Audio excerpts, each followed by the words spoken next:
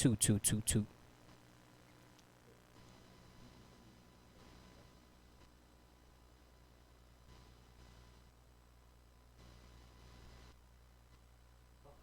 One, two, 1, 2.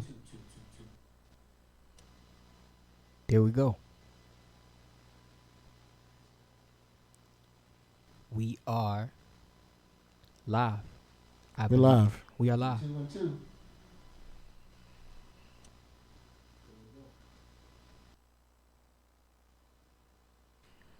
Yes, welcome to something a little bit different. This is Memoirs of Dayne Jordan Revisited. In case you don't know, that's Dane Jordan. I am DJ Jazzy Jeff. I had the pleasure of doing a project, 2, 3, 4, a couple projects with my brother Dane Jordan. And we decided to have a sit-down conversation. You know, Dane got some stuff coming out, and I was just like, yo, we need to kind of tell people a little bit of your story. We could tell people a little bit about the project, but just this is more of an intimate setting, you know, not so much of the DJ set. We're going to play some music and just kind of explain how we met, when we met. You know, this story is very intertwined and on so many levels, from, you know, us getting together. The first time that I actually met Dane Jordan, Charlie Mack brought Dane Jordan down to my house. Shout out to Charlie Mack. Happy birthday, Charlie Mack, too. Happy birthday, Mac. But he brought Dane down, and we sat down and we kind of talked and, you know, vibed out. And he left. And we didn't really do anything. You know, sometimes you realize that it wasn't the time to do it. So, you know, it was weird, like how we kind of looped back around and came. You know, Dane went through a whole transformation, you know, during that time, and ended up hooking up with my man Ferno, you know, and doing the Philly thing. The Philly thing is, you know, every MC really needs to have a DJ. So they, you know, I was really excited that they were following the trajectory of hip hop and, you know, the DJ and the rapper thing. Absolutely. But, you know, we kind of got linked back up. And it was funny because I got to be honest, like when you came to my house the second time, I didn't realize that was the same dude that came to my house the first time until you said something. That's crazy. That you was just like, yeah, you know, I came down with Charlie. And I was just like, oh, shit, you came down with Charlie. Yeah, that's crazy. To your defense, it was a long enough time for you to have forgotten. Okay, yeah, that's you true. Know what I mean? So that's true. Give you that. But, you know, it was funny because, you know, I told them, like, listen, man, if you guys want to use the studio, you know, feel free. And they came down and started using the studio, and it literally was one of those days that I was kind of like, hey man, you ever messed with Ableton? And I brought you know, Ableton up and made a beat and told Dane to go in the booth, and he went in the booth and he spit something, and I was like, yo, that was crazy. And they were using the studio, and I literally for almost a year kept going back to that beat. And I was tweaking it and turning it into a song. And every time I would play it, like, people would come in the studio and I would play it. And everybody was like, who is that? And I was like, yo, this guy named, you know, actually his name was Dosage at the time. So I was like, yo, it's this guy from Philly named Dosage. And, you know, people were like, yo, it's hot. That's and crazy. we ended up hooking up. And started making some music, and, you know, like, here we are, right? Here we are, and it's wild that you mentioned that, because I think of all of the different phases that I was going through at that time. We couldn't have reconnected at a better time. Mm-hmm. It was when I really needed guidance, right? It was like the raw talent was there, but the guidance came at a point where it could really help nurture it. And yeah, I think in 2008 when we first met, I was too excited and overwhelmed.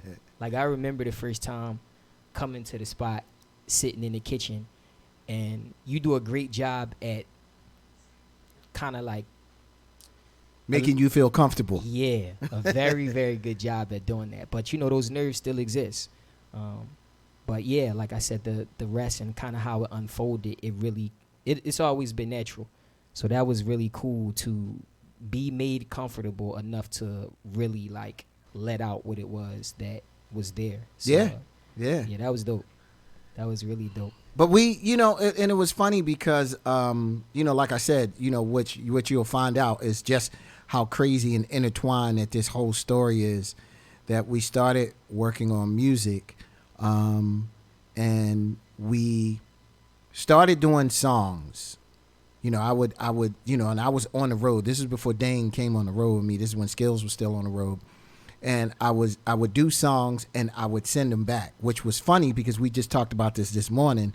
This was the first time that I started using Dropbox to make music, which is a whole other thing. Like, people who make music, let me tell you, like, Dropbox is your friend. It's a lifesaver. You know, Dropbox enabled me to make beats, and basically I would save the entire session in Dropbox, and Dane would literally be at my house while I'm in Europe, and he would double click and open it up in the Dropbox, and he would cut all of his vocals, and as long as he saved everything, I could open it up and finish it. So it kind of gave us the ability to work even when I wasn't home. Yep.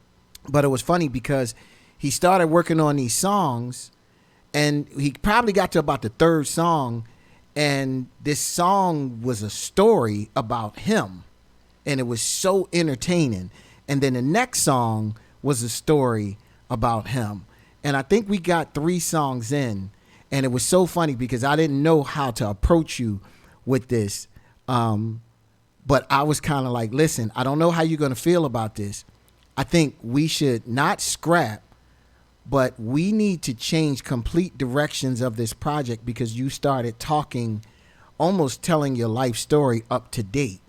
And I was like, if you are going to do that, I think you should make it about that. And I was shocked because you were kind of like, you know what? I get it. Let's do it. I was 1,000% open to it because I understood how important those other records were prior to going in the newer direction. Mm-hmm. But at the same time, I knew that it was more story to be told. Yep. So I wanted to, you know, I trusted your judgment on that, you know, and that was why I rode with you. You know, that's a very important part of working with a producer, but also working with someone who knows the process. You know, you got to trust the person you're working with. And that was like my first real example of that. You know? Yeah. But it was, you know, so we started crafting what Memoirs of Dayne Jordan would eventually be. But we're going to start off, you know, because the extra songs is what the In Progress EP ended up being, which ended up being an amazing project all on its own. We, you know, by this time, you know, Dane officially came on the road, you know, with me. And I think, you know, Dane's first trip was in Germany. Oh, man. You know, which was a whole other thing. Talk about nerves. Yeah, you know, What? but, you know, it was, you trust me, you handled it. And then we really started circling the globe. And we started using the fact that we were in these obscure, rare places to shoot videos. 1,000%. Shout out to Christopher Schaefer who shot, you know, all of these videos. But it was just like to be in these places and just say, hey, let's shoot something. You know, I felt like a lot of people don't get a chance to do that. You know, people will fake it. You know, they're going to fake it that they're on a private plane, or they're going to fake it. And I'm kind of like, listen, we are in Russia. Yeah. We are crazy if we don't shoot a video while we're in Russia. And we were, you know, had the opportunity to do that. But what I want to do first is I want to go back to, I am somebody that I am really intrigued about people who take matters in their own hand. I'm very into the independence. And Dane actually shot a video, because when you think about it, a couple of years ago, we weren't really shooting videos like that. Like the video production aspect was something that was, like Far-fetched. hard. Yeah. Yeah. You needed a far-fetched. videographer and a crew and all the rest of this. So when he did this song and shot this video, I was just as intrigued with the song as the process of, wait a minute, who shot this video? Yeah. Shout out to Shayna who Shout shot the out to video. Shayna King, for But it sure. was just like, you had the gall to say, I'm going to go out and we're going to shoot this video and we're going to edit this video. And, I'm looking at it like this shit looks like somebody did it on MTV. And that song was Hades. Yeah. Which I think we got a piece of Hades that we're going to show you. Yeah, let's This show is the 'em some first of thing that attracted me to Mr. Dane Jordan, a.k.a. Dosage. Oh, man.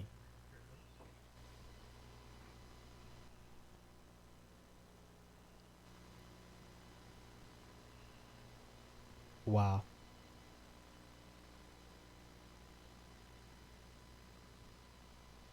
So the backstory is we were in a warehouse and we were just making use of everything around us. Man, I thought y'all were in Egypt. Oh, man. Listen, I was like, Dane shot a video in Egypt. none of this was planned. It was just straight off the cuff.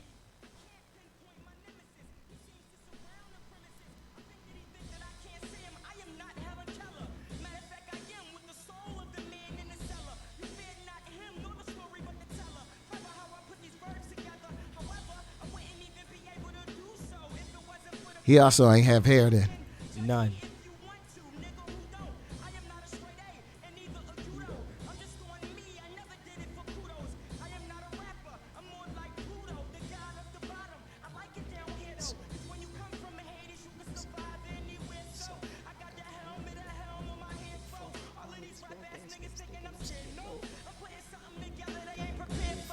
He exercising.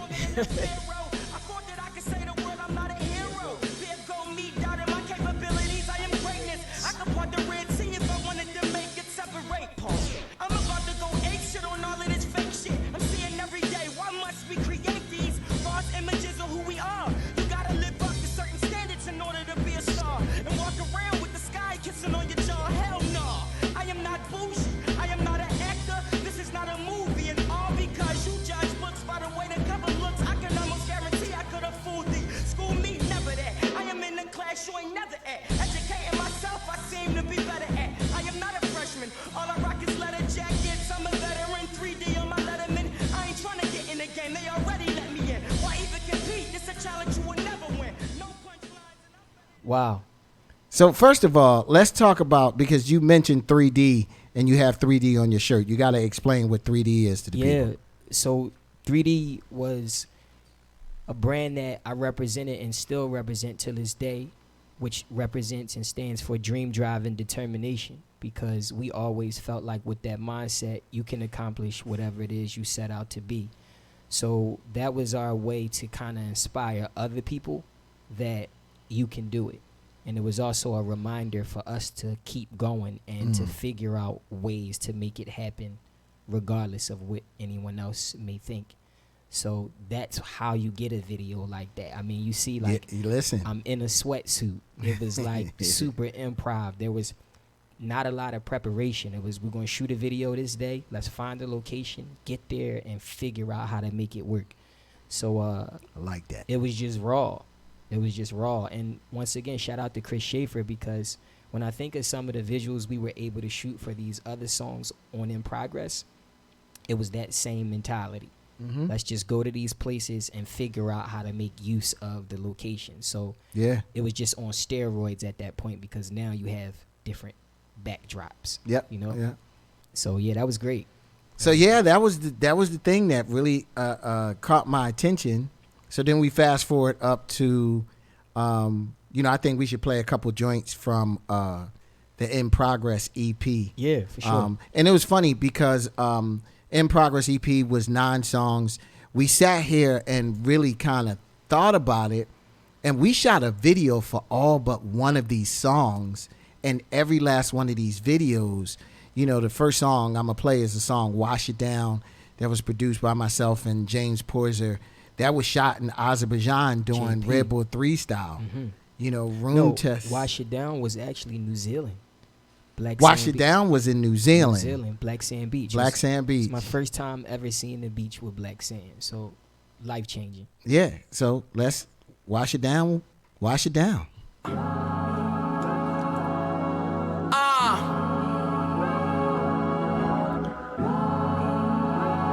Dayne Jordan, truly important. On my worst day, my story's never boring. Y'all niggas is ballin', my niggas is scoring.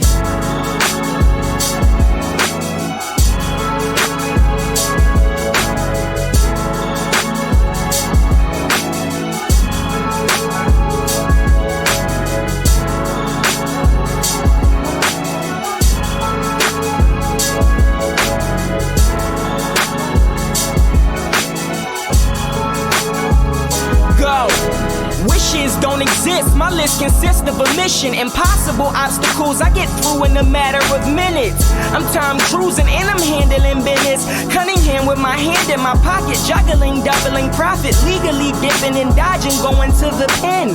Life behind bars, ain't no point to keep it in.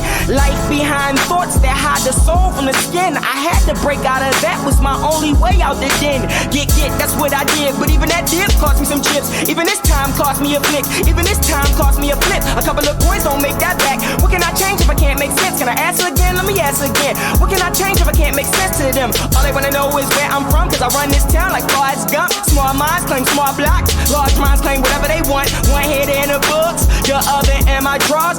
No protection on these beats, dirty hit them raw so I could wash it down with water. Wash it down with water. Wash it down with water. Wash it down with water. Wash it down with water. Wash it down with water. Wash it down with water. Wash it down with water. Wash it down with water. Wash it down with water. Wash it down with water. Wash it down with water. Wash it down with water. Wash it down with water. Wash it down with water. That's wild. Yeah, man. That's wild. Wash it down with water. Listen, you there was a scene that you were standing on the beach and the waves was crashing, and I was kind of like, okay, all right, we kind of doing something different here. Let me tell you, it was so cold that day. You can see it. If you look at how the wind is blowing, my T-shirt is up. Like, you don't understand how much you had to fake it on a video shoot, because if it's supposed to be hot and it's not, yeah. And I remember, if you go look at the video, I'll give you a little blooper. When I went to throw the money, it all blew back the other way. That's how cold it was. It was crazy, but nonetheless, a great experience for sure. Yeah, man. Listen, this next one was all about the art. This was really dope because you had, you know, it was especially the message, you know, just really being all about the art. But, you know, shout out to James Porzer and shout out to Questlove, you know, who participated in the making of All About the Art.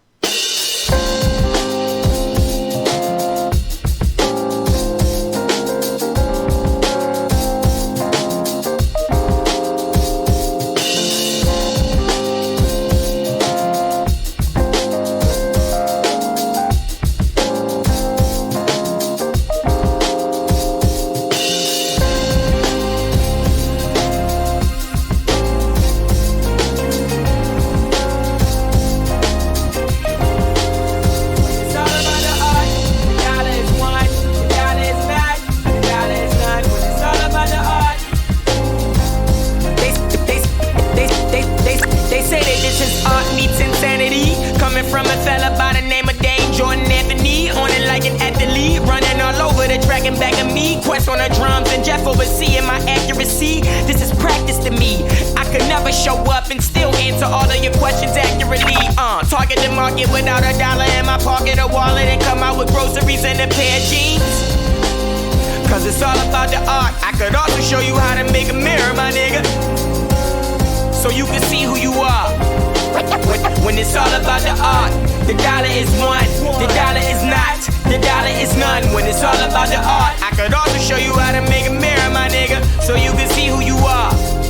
Look, I'm right at your aid. Whatever you need, I'm willing to aid. Getting paid is my last priority. But wait, that's only when I consider you kin. You see, I'm short of a buck, about 99 cents. My pennies are thin, but my name holds weight. What good is that though, my nigga? If I have it at 8, I've suffered enough pain by watching the world eat in my face and then waste 75% of it and still leave a tip that costs more than they plate and drive off in the whip that costs more than my place. The roof I live under is my mama's crib, which is really my grandmama's crib.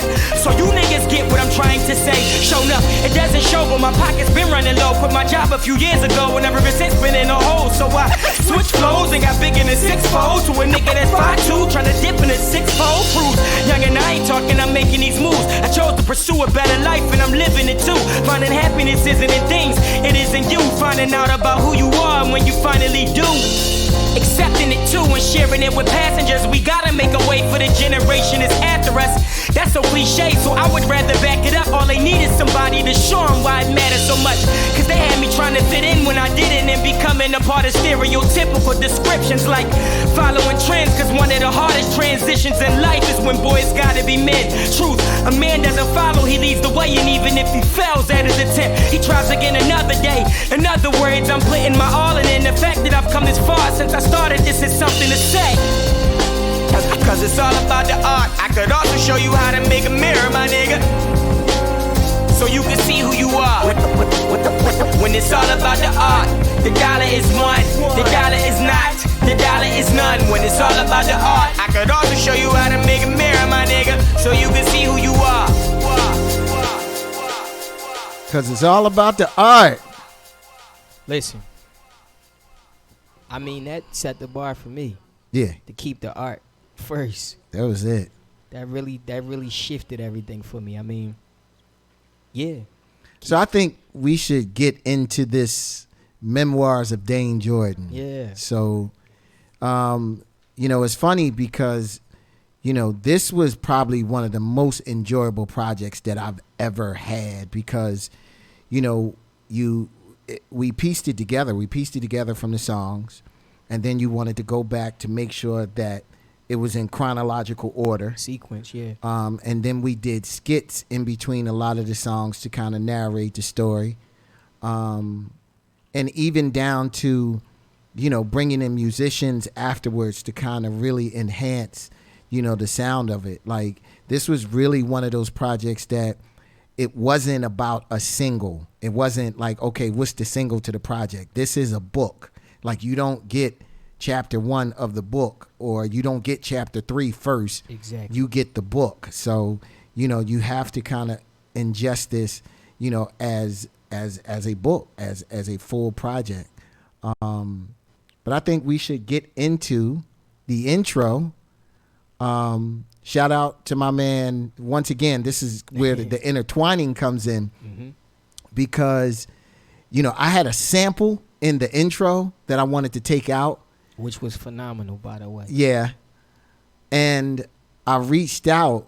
This was right when I met Daniel Crawford. And this was actually the first time that Daniel Crawford flew from LA to the house and came in the studio, which is always a gamble because it's kind of like, you ain't know if Daniel Crawford is going to be crazy. He's crazy, but he's crazy in a good way. But as long as he ain't crazy in a bad way. Yeah. But Daniel came in and, I'd never really met Daniel. And we sat down and we started talking. And it was funny because about 10 minutes into the conversation, Daniel walked over to the Rhodes and started playing. And to the point that it just took my point away. It was just kind of like, okay, I don't even remember what I was talking about. And I was like, dude, what is that you're playing? And he said, this is the intro. And I was like, what? And we literally pulled up, and when I tell you, he played about 3 different instruments, but he played them from beginning to the end in one take, to the point that the reason that I brought Daniel here for 3 days, he finished in 12 minutes. And it was kind of like, you could really go home. Yeah, but it was kind of like that was the start of the working relationship between myself and the amazing Daniel Crawford. But going back to, this is the intro to Memoirs of Dayne Jordan, featuring myself, Dane Jordan, and Mr. Daniel Crawford. Shout out to DC. My name is Dane Jordan. I was born in Philadelphia, PA. Well, more specifically, North Philadelphia. My father delivered furniture for a company called Raymond Flanagan. He enjoyed the simple things in life. He wore a uniform Monday through Friday, drank a little Heineken, and loved strawberry ice cream. He is kind of like my hero. Financially, my mother had a little more freedom. She was a radiologist for 10 years at Temple Hospital and held tight onto the idea of how beautiful life could be. The two of them shared a bond that was unbreakable, but at times, a small decision can give a good story an early ending. I would now have to spend my weekdays with my mom and the weekends with my pop, which made me into the man I am today. But I still don't know how I got here.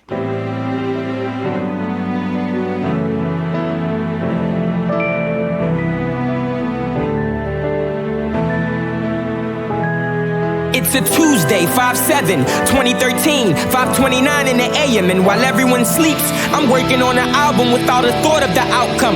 I'm just looking around and can't believe what I see. Where I am is a result of where I've been at in my dreams. The only difference is I didn't completely see the seams. I mean, if you would've told me that I would be touring with one of my favorite artists when I first started this thing, I would've looked at you and laughed. Cause when I was working at Foot Locker and doing stock to make a couple of Jacksons, I couldn't picture this with a couple of captions that read, he's going to stop selling that weed and focuses on becoming a vocalist. Develops himself as an artist, but no one notices. Stacking up his money for the studio every week. Now he's recording songs in the basement and hitting beats. His manager at his job gets fired. Everybody he hired was pocketing money, so his audit was short. Then they hired another by the name of Christopher Hunt. He wore glasses, so the employees thought he was a chump.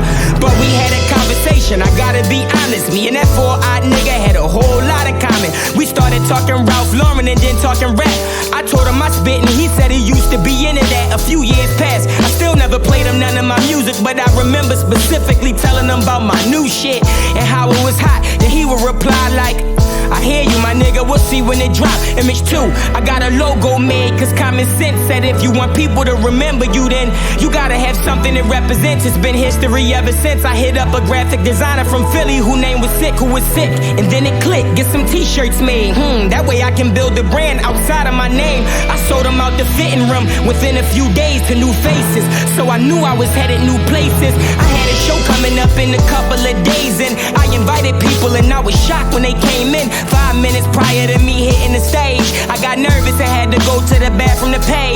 I came back and they handed me the mic, and that was the moment I knew this what I wanted to do with the rest of my life. Cause I rocked it, I had everyone rocking. Not to mention I sold a shitload of shirts and made a hell of a profit. Image 3, I met an MC, last name Fiasco, who happened to be one of my favorite, in fact. So when they took me backstage, it was set up for me to rap, but I didn't. I just told them I was a fan though.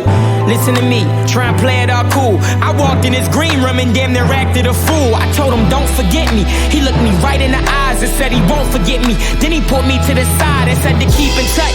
I probably did it too much, but in the long run I got a text on my 19th birthday asking me if I had wanted a set at Temple Homecoming. I responded with a yes. 10/17/09 was simply a test, but perfect timing cause I was almost finished my first project, which I released January of 2010. Then in February his assistant reached out to me again, this time about hitting the road. While I sat at my computer desk texting back confirmation that I could go, I hit my homies up. We hopped in that 15-passenger van. The first show was in Boston. I had C-Hunt as my hype man. We shut the House of Blues down, in which he was surprised. I did a 20-minute set off of an iPod. I was initially only on it for 5 dates, but the reaction I got from the crowd changed a lot of things. The next night he got on the mic in Atlantic City and asked me if I wanted to continue traveling with him. So now I'm on the West Coast, killing it back to back. My set went from 20 to 25, but I was panicking, scrambling because my show was on one track. So I just rapped over steady mobbing. My man I was with suggested a DJ that could help me avoid those problems. I met him when I returned. He had a navy blue Intrepid and was smoking a cigar in his car. I remember thinking in the back of my mind, who this nigga think he is? Then he offered me one and I said no. But I knew that was the beginning of a long-term mission. Even though we were different, that was the balance we would accomplish. Whether it be in the studio or performing live, we recorded during the day and had rehearsal at night. But we was mad cause nobody was booking us, so we took it upon ourselves to throw a show and build up the hype. I guess it worked cause everybody was calling us. We was bodying everything. We ain't care about who your favorite artist was. We had to go to get better, plus we started the buzz. Then I decided to release something and drop Hades to show niggas I was hungry and I was not playing. Fern hated it but gave it respect. It got a lot of attention even from Jazzy Jeff. And now it's a Tuesday, May 7th, 2013, 6:10, and I'm just finishing this long ass verse cause I haven't been able to write a song all week for what it's worth. Let me fill you in on what's going on. A girl waiting for me at the train station with my son in her stomach and she is very impatient. But I couldn't leave the studio before I finished telling the story that I recorded in Jazzy Jeff's basement.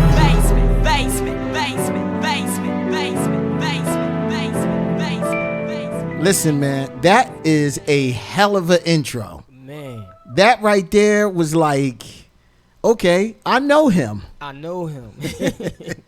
It's wild because listening back to it, I played it yesterday and a few times before that. And it's just amazing how even sometimes I step outside of myself and can't believe that like I was a part of that process. Like it's really a gift to be able to recall experiences and then make it translate to the other person listening as well. And when you can kind of do that for yourself, I was able to listen to it as a fan, you know. But I want to also speak to how well produced that record was. You know, I really feel like you did your thing on that. And with a lot of these songs on this specific album, Jeff was able to provide me with a blank canvas to color in, you know. And that song being the one that set the tone for the album, although it was lengthy, it was very necessary to kind of pull people into where it was that we were going. And I feel like that was amongst like one of the last records we kind of did. Like once we had other songs, it wasn't like that was first. Yeah, because you know what was interesting, because another part of this story is when Dane came to my house, that's not where we actually did that. No. Like it was in the middle of me getting the house that I'm in now and moving. So this album was made, and then we had to break the studio down and move to a completely different location, set it up. You're hoping that the vibes still translate. Like it's so much stuff going from studio to studio that you kind of go through. I want to also just touch on the fact that being at the first location where we were creating a lot of the vibe for Memoirs of Dayne Jordan, I was like in probably one of the highest forms of studying that I've ever been in terms of music, right? Like because I was surrounded by it. You had records everywhere. Like I was really able to, it's like super important as being one of the newer artists coming into the game to know the music that came before you. You know, like I would never discount that, and I'm super thankful that you provided me with a classroom that I could learn in. And it was wild because for a decent part of the time I was really in there by myself, just like I was exposed to it, but it was like, what are you going to do with it? And I was able to really, really dive in and just take the time to appreciate that. I remember specific moments where I couldn't even find the pocket because I was just trying to figure it out. I was still learning how to tell a story, focus on the technique, or like provide some sort of technique. It was just a lot, but it was a great process, you know. Yeah, man. Listen. Okay. So here we go. Wait a minute.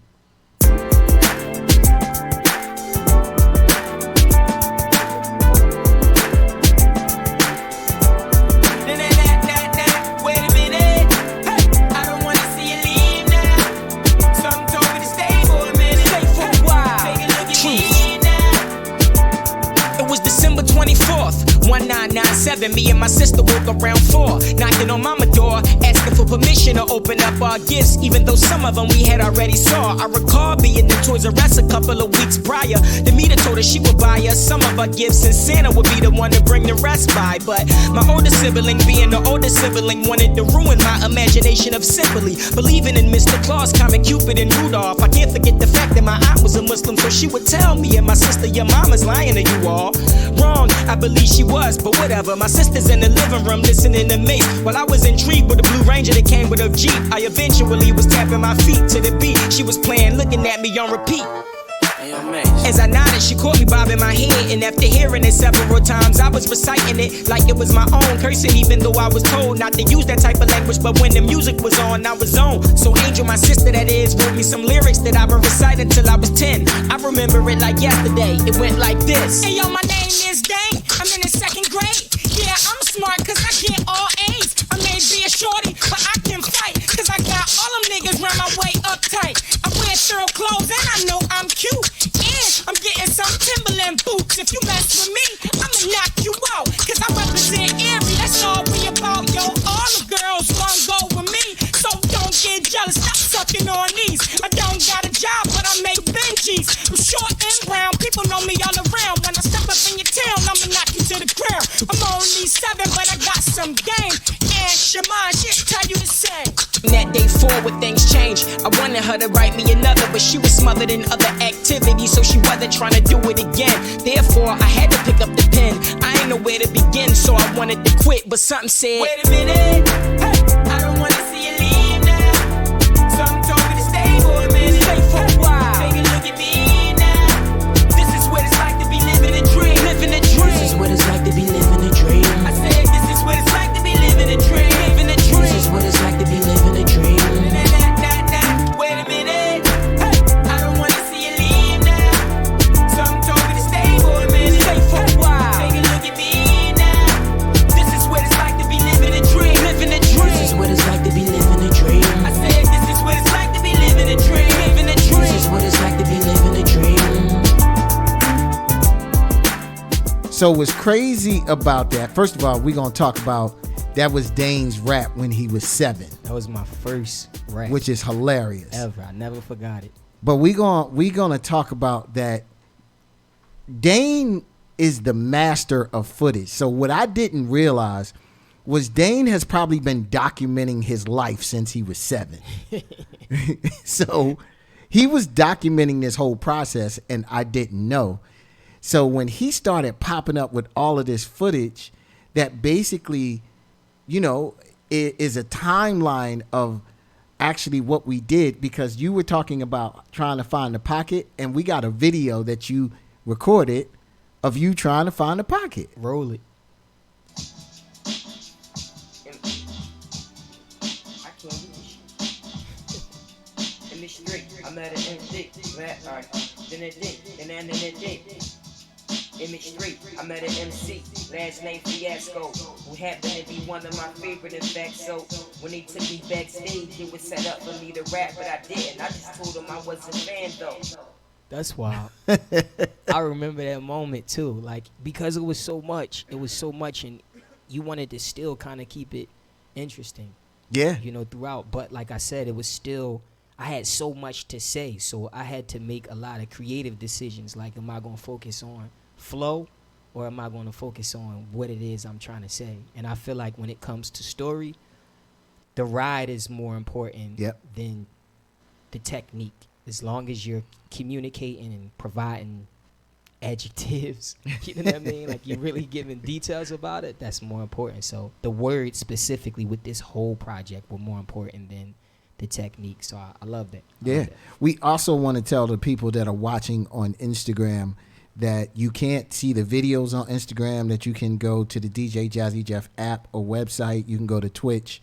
You can go to Mixcloud. You can go to YouTube to see the videos as we're playing. Sorry, Instagram. Yeah, no worries. Not, no worries. I want to just touch on the fact that with all of these songs and going the direction that we decided to go, it was wild how at a certain point, once we realized that this story was unfolding, I had to continue writing it in that sequence, you know, to really see it come all the way into fruition. And it just really reminded me a lot of my childhood and how I had gotten to this point, you know. So I was literally uncovering these things and just revisiting that stuff myself. So with that said, let's go into Beautiful Day in the Neighborhood. Beautiful Day in the Neighborhood.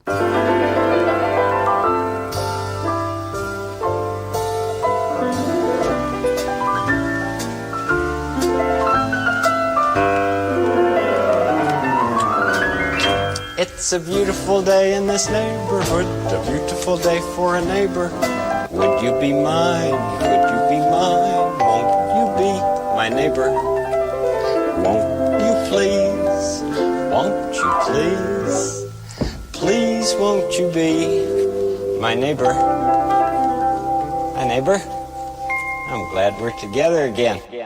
I come from the jungle, North Philadelphia, I'm from, and it's cold, so in the summertime they bundle up. None of them do gymnastics, but they can flip a bundle up. Booger sugar at night and re-up before the sun come up. Corners covered in liquor from Uncle Chuck and Auntie Gwen. Mama dragging me to school so she don't be late clocking in. I was young at the time, so to keep up with her, I was sprint. When I would get picked up to go back home, I see a lot of this. Alphabet daycare was my aunt's safe care. Most of the kids in the neighborhood winter would play there. The only part that sucked is me and my sister stayed there in the middle room with a bunk that took up too much space. Yeah, it's what my mother was trying to teach us, cause her and Amina wasn't the best at it, so she would constantly preach to us. As brother and sister, sticking together is needed. Watching each other back is important, especially here.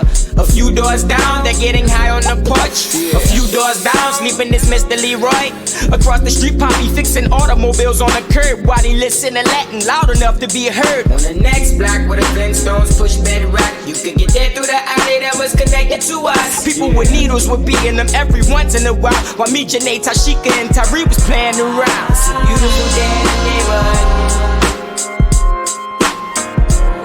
It's a beautiful day in the neighborhood. It's a usual day in the neighborhood. Baby's good, my neighbor's good. It's a beautiful day in the neighborhood. Take it up, told my story. Man, listen. Beautiful Day in the Neighborhood. Talk about it. Like, first I want to say rest in peace, Aunt Amina. My aunt, just a beautiful spirit, is a very, very important, or played a very important role in my development. Even though we had a very interesting relationship as I was coming up, you know, just being in a tight spot, being in a house where she had a daycare on the first floor, and it's a 2-story house, 3 bedrooms. Me and my sister are sharing the bedroom. My mom and her on the opposite ends, but they have their sibling feud. Man, these songs got me in trouble with her. Yeah, I remember. I didn't want to go there. What? But it was kind of like when, you know, the beautiful thing is when you speak your truth. Man. You know, it's sometimes it's a little heavy for people, and you got a lot of heat. What? You got some heat for this one. The interesting part is my aunt was one of my biggest fans. Every time she would call me, she'd be like, "Hey, superstar." That was her. Hey, superstar. She would always do that. And I remember her telling me, "Oh, yeah, come to the house. I want to talk to you about something." Oh, man. And it was right when this project had just came out. And I get to the house, and her face was balled up when I walked in the door. And I sat on the steps, and she said, "What was this line you said about this, and that?" And man, she said, "I should sue your motherfucking ass." She said, "I should sue you." And I mean, we laughed about it, and I told her, I was like, "Listen, you know, it's just my truth. You know, this is how I saw it." But it also let me know that you got to be mindful of what you do and who you do it around, because people are watching, and their perspective on it is always different than yours. Yeah. We came to a pretty good agreement on it, though, and she respected it. So with that said, I would love to go into this next record. This was the one that set it off for it.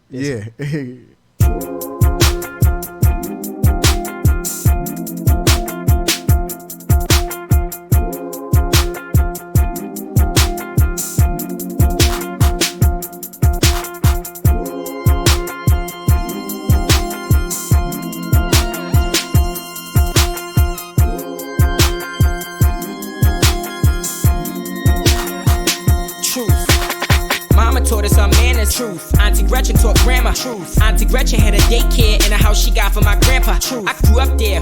Grew up where? North Philly to be exact. 1220 West Restroom Street. They consider that a part of Erie Avenue. Here we have the same story. Niggas dying at the same parts. I've seen it all. Considering that my block was across the street from the ER when the shots got fired. Shots got fired. You see the ambulances and the cops fly by us. Usually we laughed about it till we find out it's somebody we know that's dying. Truth. I am one of the few that escape that. Lions, den, truth. Only a few get to say that. Mama stacked the paychecks to get us out of that situation. Plus her and my aunt bicker, typical sibling hatred. False. Sometimes a knife came out during their altercations. Truth. My aunt was drunk and my mama was out of space. And on top of the fact they had a lack of communication. I remember the day we moved, everybody was saying, don't forget where you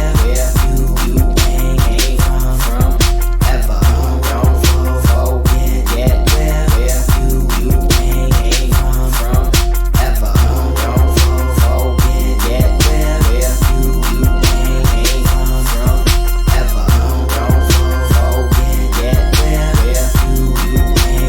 ain't from ever. We pulled off in a U-Haul. I cried too, cause I ain't wanna move too far away from the kids I grew up with. Play catch a girl and grab her tits. Over hide and seek or tag your wrist. That was all I knew. What do you expect? I was confined to the block and stool. Except when I crept through the alleyway to laugh from Russell to Tioga to play with Shaka and Dane. I mean, I was getting older and wanted to go wherever, ignoring Demeter's orders. And she would put me on punishment whenever she caught us. I knew that I was gonna miss those. Looking out the window and seeing a change in the scenery. No hat cabs, just bus stops and greener leaves.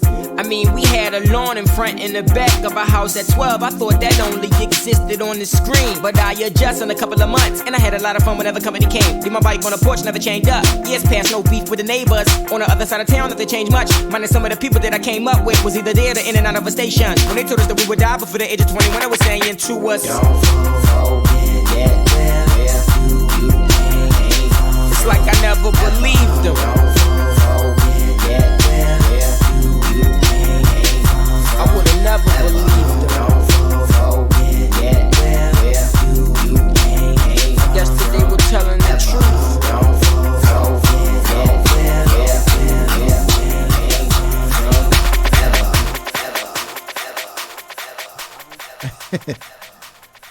I remember with that song, I was just about to leave the studio.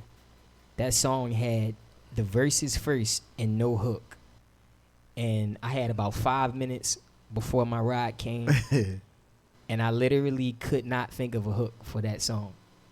And that's how you get don't forget. Like, this was literally like it was a I need something. I need an eye catcher. I need something. Don't forget. And yeah, it worked. It felt natural. And that was the one that your aunt got mad at. That was the one. She was on fire about that song. She knew the line. Like, she knew exactly what I said. What was that line about? So yeah, that was it. But like I said, we settled it. It was great. It was great. Once again, we'd like to welcome you all to the revisiting of Memoirs of Dayne Jordan with the legendary DJ Jazzy Jeff. And that is Dane Jordan, a.k.a. Dosage. Please, shout out to all of the Dosage fans out there.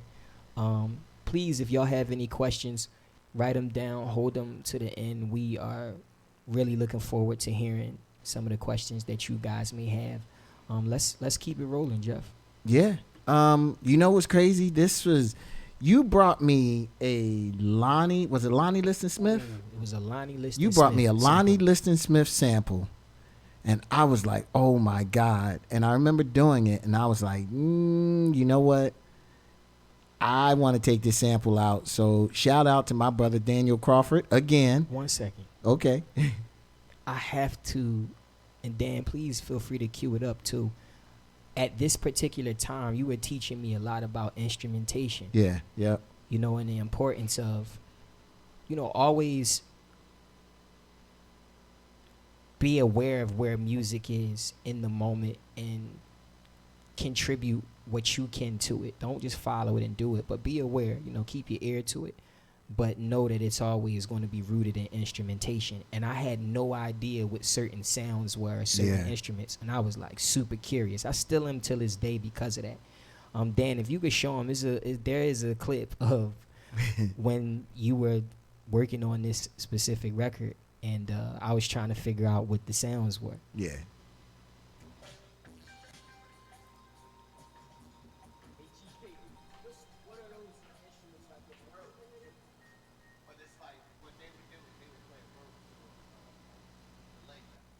Okay. So when they go doom, it was like doom, doom, doom, doom. When I was Yeah, I distinctively remember that moment. Like, that was how I learned what instruments triggered certain emotions. Yeah, yeah. Because the drums and things like that will always evolve over time, but certain instruments have stood the test of time forever. You know, a piano is a piano. Yeah. People can always add new interpretations of it. A guitar is a guitar. Same thing. But, yeah, that really, really leveled up my taste palette, my taste level. So yeah. So this is what Shadows, Mirrors, and Memories turned out to be. Shout out to my brother Daniel Crawford. When I was young, they said 21 wasn't reachable, and opportunities were slim to none for my region full of young. Cause we come from the bottom. Some parents do what they can, but most of them didn't bother. You see, they were young around the time they became mothers and fathers. But fortunately, my mother was more mature than a lot of my friends' mothers, cause she gave birth to me when she was 35. On 929-1990, she developed a bond with a sign that's unbreakable. Would send me to camp for summers to keep me off of the streets. In Gap hats, Gap cargo shorts, and forces on my feet. Mama's boy, I'm far from a mama's boy. I'd repeat to my homies that thought I had it made because of my sneaks. What would you think if your bearers spent all their time on the porch and all you knew were them New Balances that weren't at all? It ain't their fault, she just wanted me to want for more. Cause where we were wasn't where we were gonna be for long. She sent me to Catholic school where we wore white blouses, had to tuck them in our navy trousers and wear a tattoo. But I wanted to leave cause they was passing me, and I knew I wasn't doing the work, and tuition was high too. Even though I didn't want to move, it was perfect timing cause I was about to go to 6th grade and I had started rhyming on my own.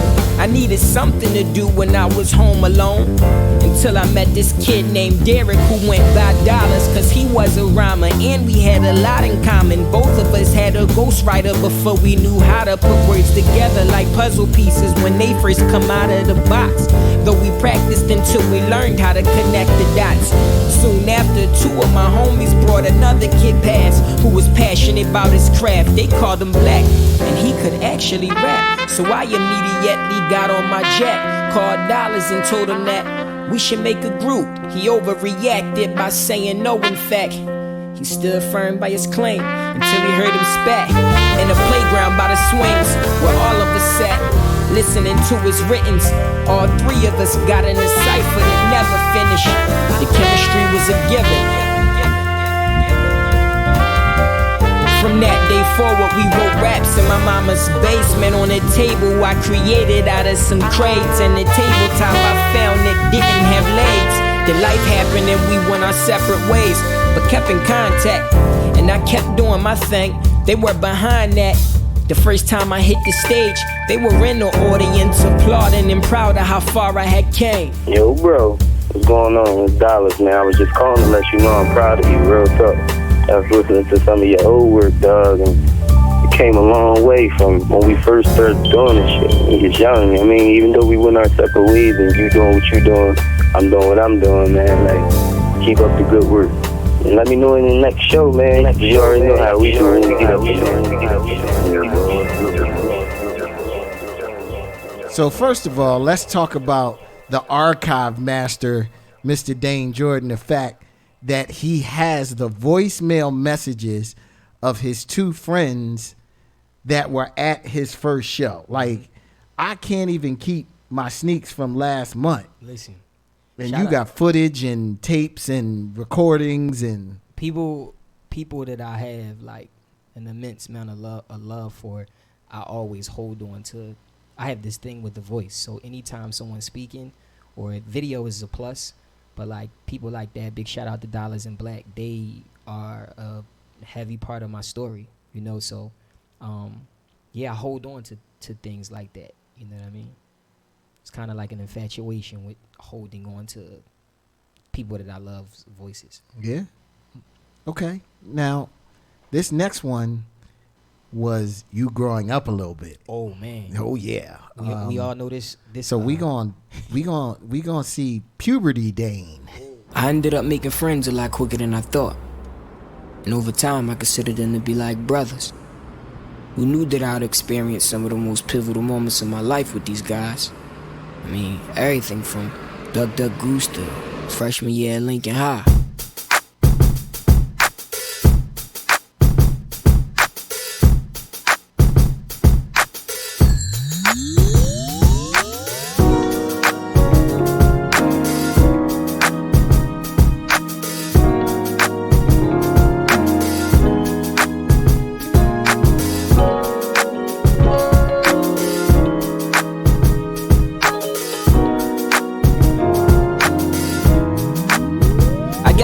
But Victoria is the beginning of the story, cause that's the first relationship I remember giving me euphoria.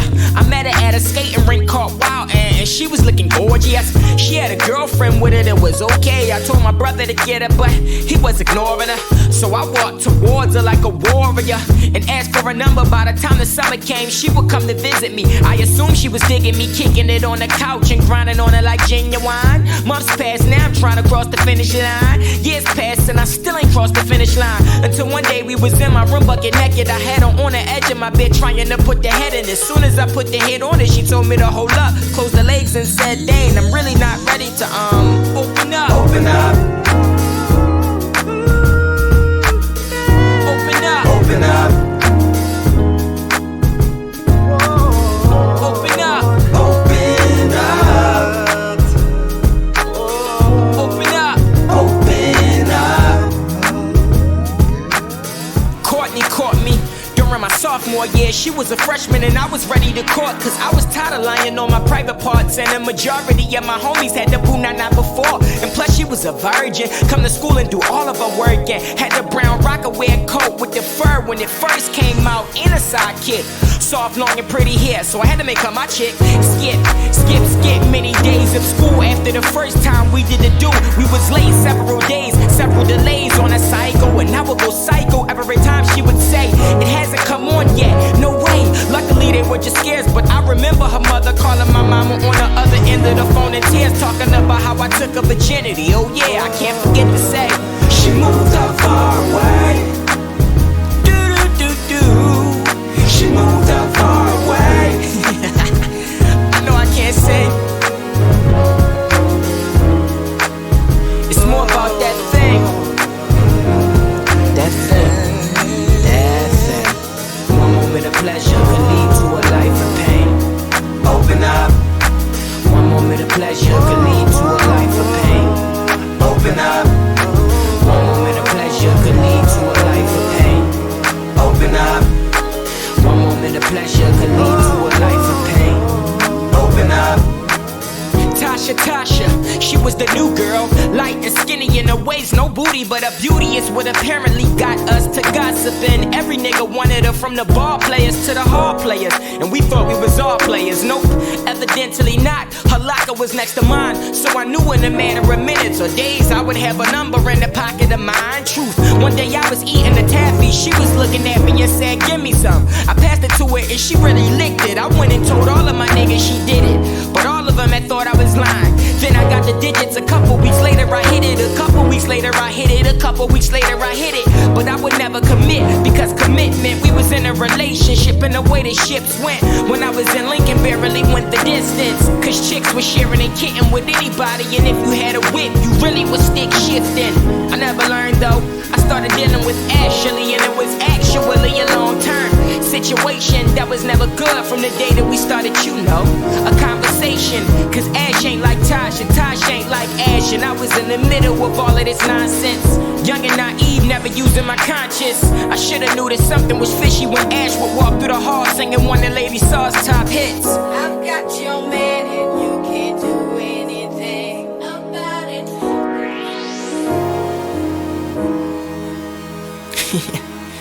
funny to see how some of these things shape us. I wanna apologize to my brother Dollars, even though he had sex with Victoria after our breakup. Yeah, I was mad cause it was more about the principle. I was supposed to hit it first, then you hit it, fool. But never mind that, we grown now, we're boys. We gotta teach how to watch out for them kind of traps. Plus I got a niece who just turned 11. She's asking me questions about boys, so I'm partially stressing. This one kid that she speaks of had a girl, and now he's making an effort to lure her in. I try to tell her don't succumb to the pressure without giving a lecture, knowing deep down inside I'm trying to protect her. But there's nothing I can do to prevent the inevitable from occurring. And I know that the time's coming, because I can clearly see that she's opened up. Better yet, she's growing up. But baby girl, don't move too fast, slow it up.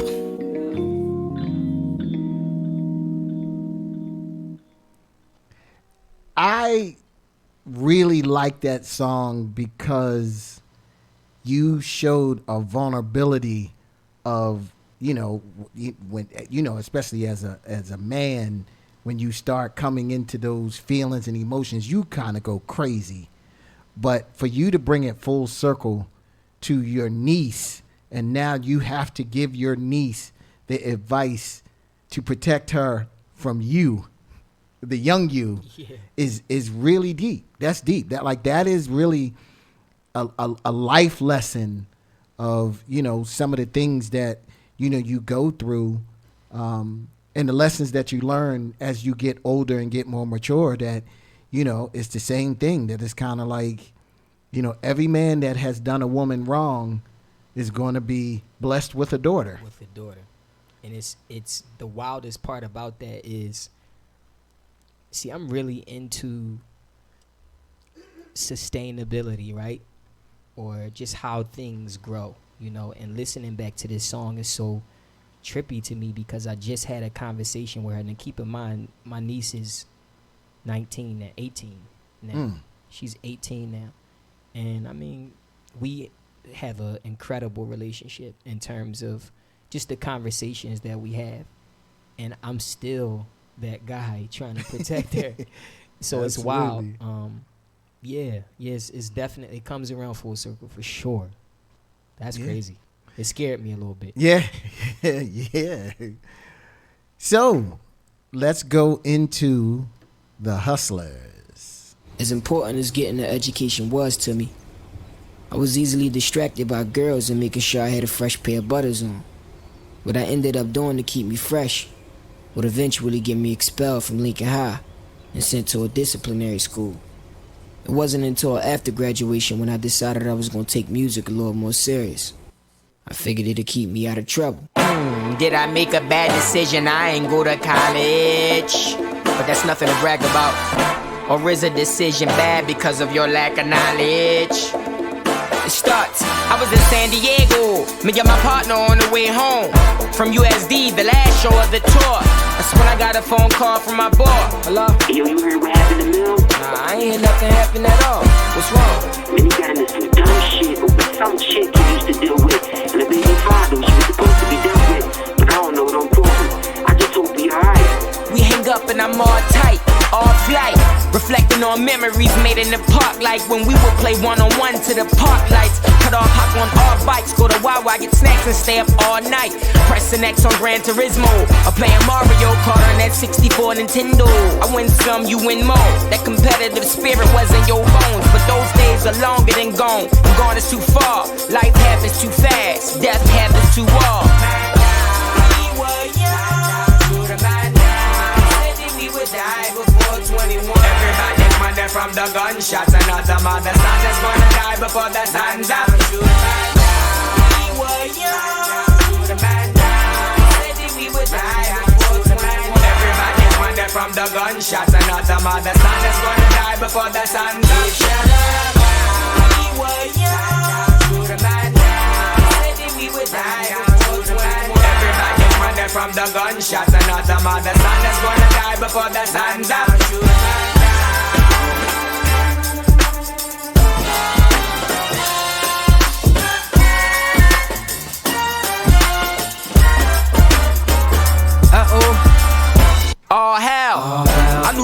trying to rhyme sometime, then my thoughts will get put on a lost shelf. I only wish that all hell from poverty to property owners instead of letting property owners. Cause everybody can't be a Jonas brother, my brother. Cut your throat and drown your mother, that's how we become enemies. Images and mirrors are transparent. Who said we can't see ourselves? Man, when one of these little fishes see food, we see fuel. But when you're in the aquarium, through the glass you see room, which means there's a world out there, and you can't see it, and you can't see it, and you can't see it. That's why they construct the houses so close to doom. You walk out your front door and into someone else's living room. Eat while you at it, die in the street while you at it. Don't dream, stay asleep on that mattress. Don't set an alarm, life happens too fast, death happens too all.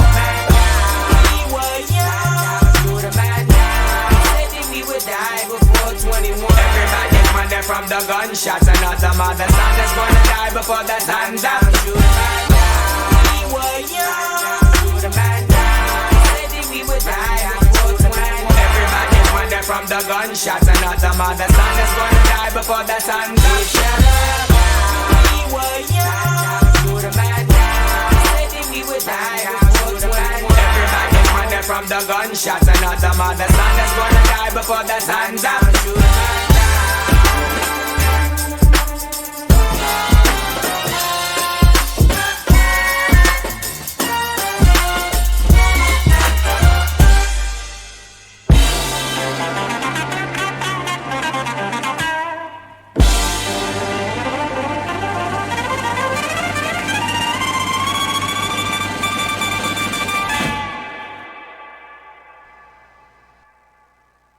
I just wanted to take them on a journey, because the stories are parallel. My memories beginning to carousel. The circle of life is sweet as caramel, and I'm a connoisseur, my characters carried well. Considering I'm just another motherfucker, considering I'm just a nigga, I'm royalty in the flesh. Far from a god, but spiritually I connect. And I don't rap no set, no block, no jacks. I know what I am and I know what I'm not. The streets ain't nothing to play in, so I step out of the box. I'm trying to say a little without saying a lot, and they still wanna know where I'm from, as if that makes me a man, or that validation is something I want. That's limiting to the possibilities that lie in the middle of teens. For nothing like that's in the middle of rings, and yet and still they marry the game. I refuse to commit. To tell the truth, I'll admit, my mind was never inclined, I just happened to fit in. Get in, ride with me, turn that down some young. Listen, I'm grown, I could care less about street credibility. Stability's more important than making people fear my artillery. It don't take a killer to pull a trigger. It takes a man to be mentally in a place where he can ignore his enemy. It's bigger fish and I'm finna eat.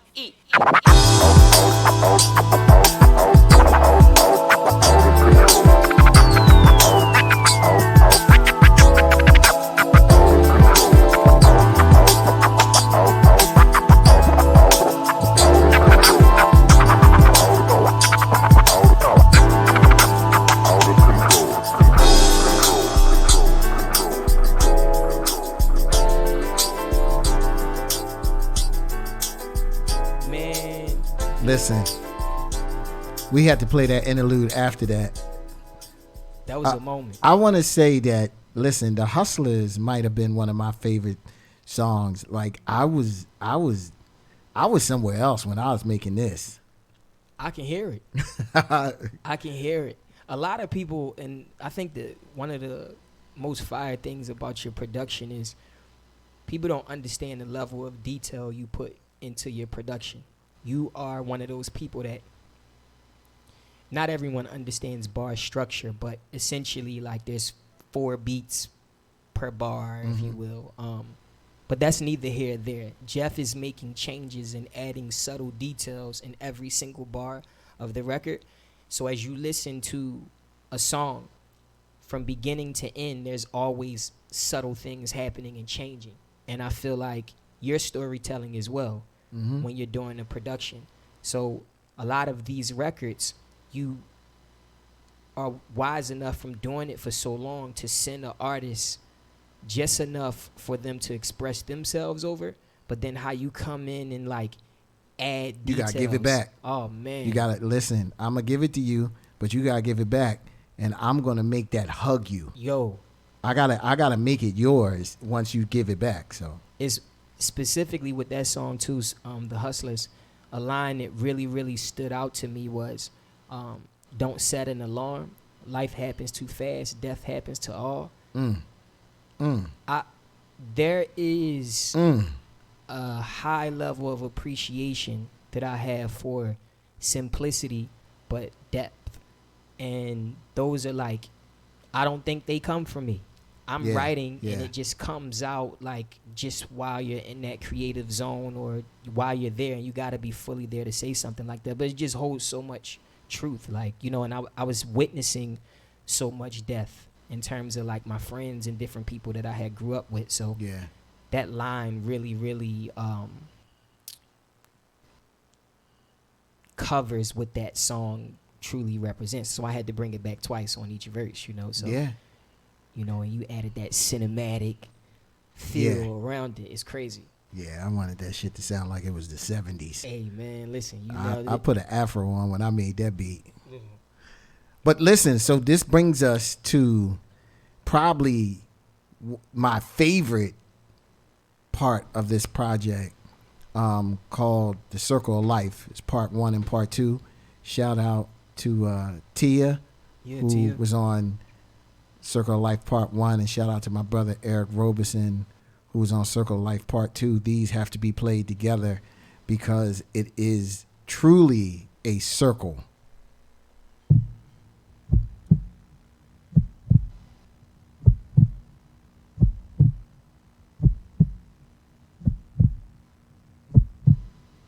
The windows were decorated with lights. At night they would glow and I would always like the visitor. During this time she kept peppermints in a glass bowl and plastic over the sofa that we had sat on, unravel on gifts. But I don't recall her having a tree. She had a plant that hung from the ceiling with ornaments on it from my sisters and me and my cousins. She accumulated over the years, kept cards that she would place on the walls to help create the holiday cheer.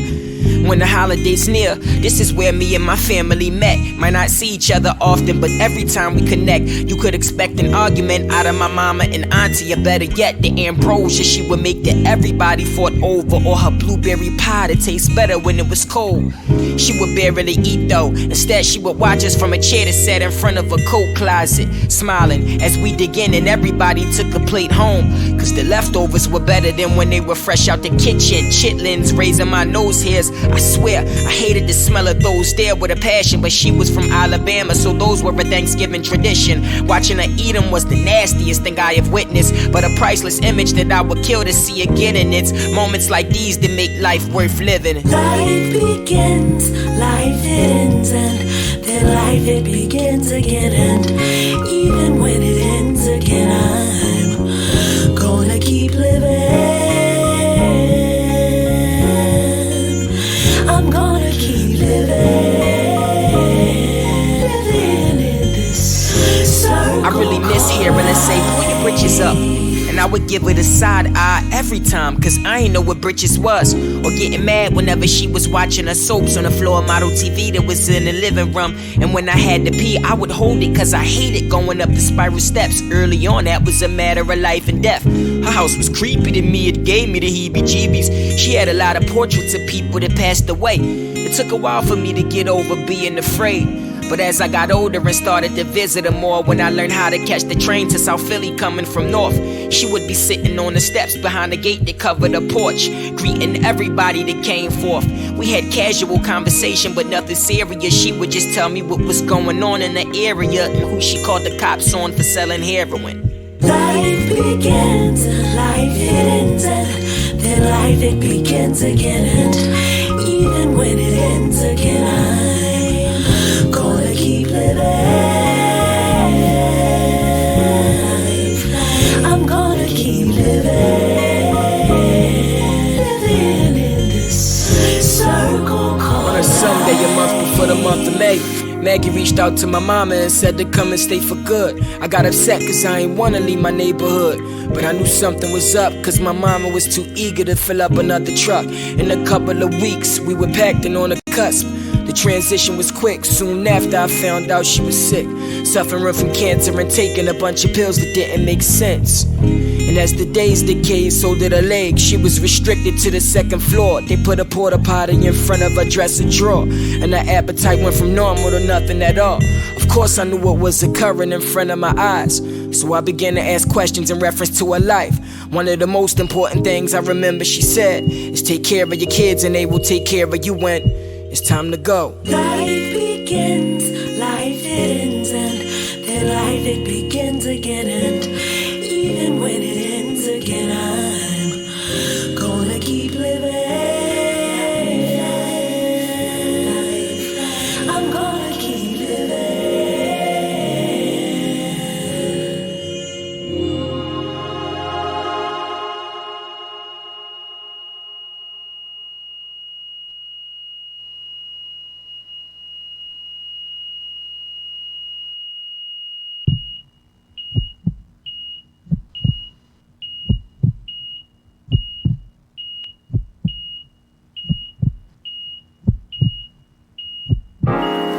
You want to know what you're having, right? There's a nipple between the legs there, it sure is. There's a boy. Yeah.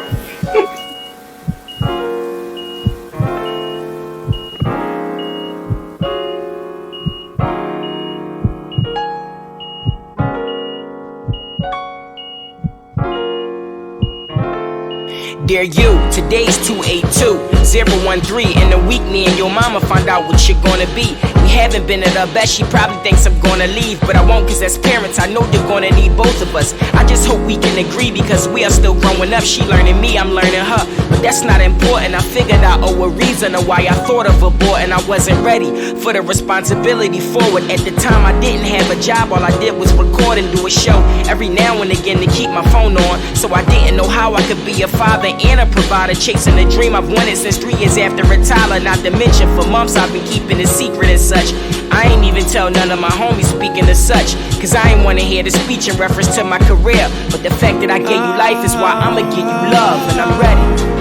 I'm ready to take your hand and hand to you my heart, a heart that will show you love, cause I already love who you are.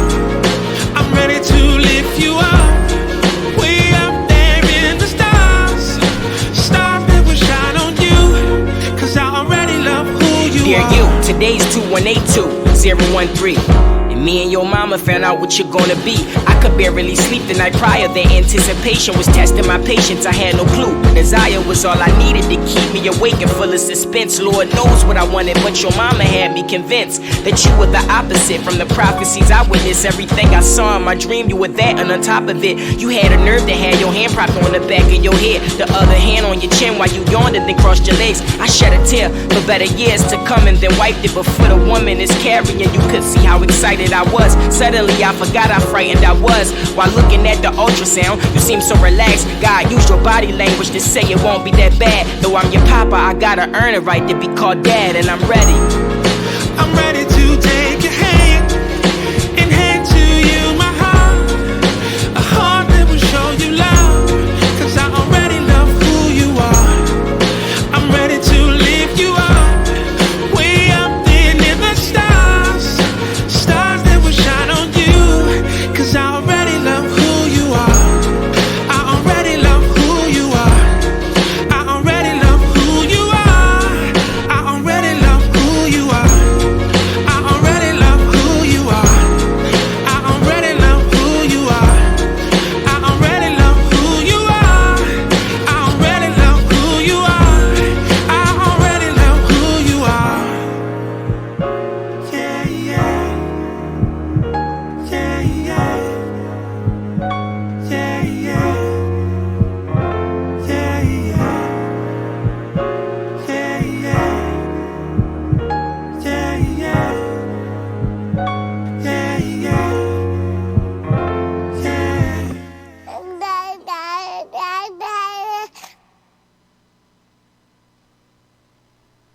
Wow. Yeah, Wow. that was Like, a lot. yeah, man, because, you know, that was the introduction, that was the exit of your grandmother and the entrance of Zayd. Yeah. Like, man, that was listen, man, I can't tell you how many times I cried while we were making that, just because you tapped into a level of emotion that people don't normally do in hip hop. Like that was something that I was kind of like, yo, like you I don't know too many hip hop songs that's gonna make you cry, and you achieved that. I had wanted to write a song about my grandma for like years, and when she was alive, rest in peace, Grandma G's. I remember playing her a song that I had wrote about her, Mm-hmm. and it had like profanity in it. I was so underdeveloped, and she was like, "Yeah, I like the song, but the only thing I can hear is the curse words." Like that's what stood out to her the most. So it was a concept that I had wanted to touch on for a while, but had it not been for this specific record and the production, I wouldn't have been able to tap into that. And I want to just kind of talk a little bit about the process with that, because I remember when you first gave me that beat, it had drums on it. Yeah, yeah. And you got a clip of that? We don't do you? have a clip of it. Let's show it.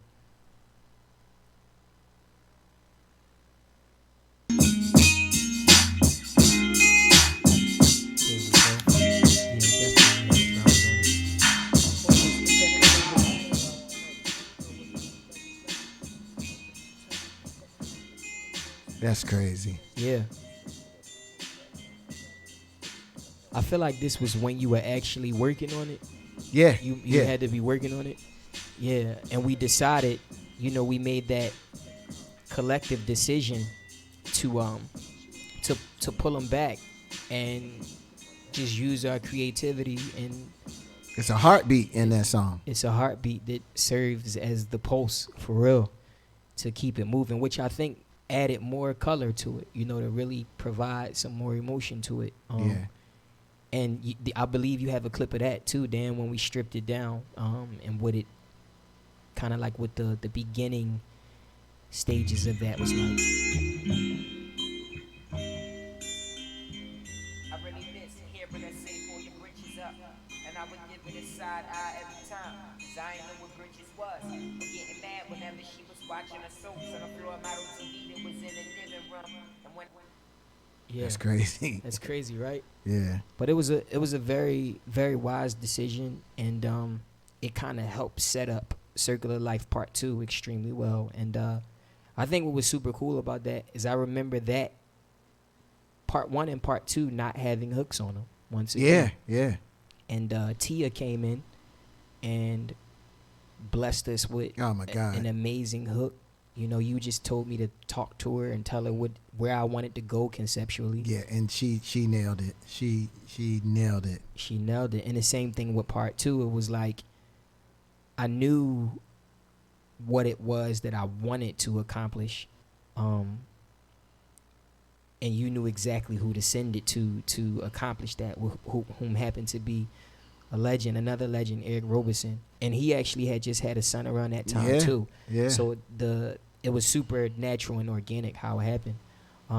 With that said, let's go into the last record on the project, and then we'll open it up for the Q&A. So I hope y'all have some questions for us. We're looking forward to it. Parenthood didn't come with instructions. We learned from trial and error. We learned about what kind of parent we want to be, based upon the foundation we were built on. Family man, family man. They say it's all over when you purchase a caravan. You dread that, don't you? But yet, don't we all? It's like, fuck bitches, get money. Fuck bitches, get money. It's what we were taught.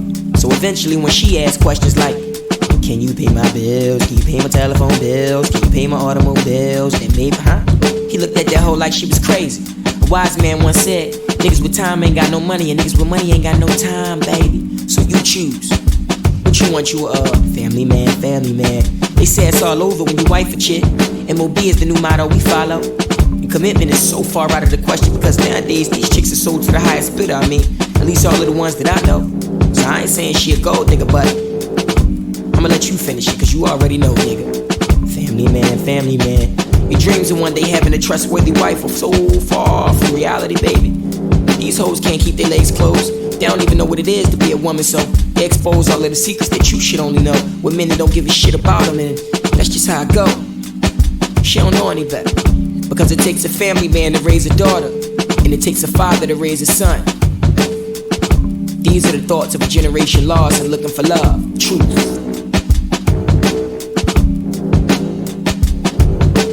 I made up my mind. The man I most admire is right here in this family. The man I most admire is a person. She makes clothes for my sister, sends my father out on job hunting with a smile, cooks for her friend. The person I most admire is my mother. Oh, not so fast, son. The person who really keeps it together is out there clawing and scratching for jobs. That's your daddy. No matter how bad things get around here with us, he never quits. You know, famous people get written about all the time. But your daddy is a hero too, in his own way. You know, Mama, I never thought of it that way. The man I most admire is my father.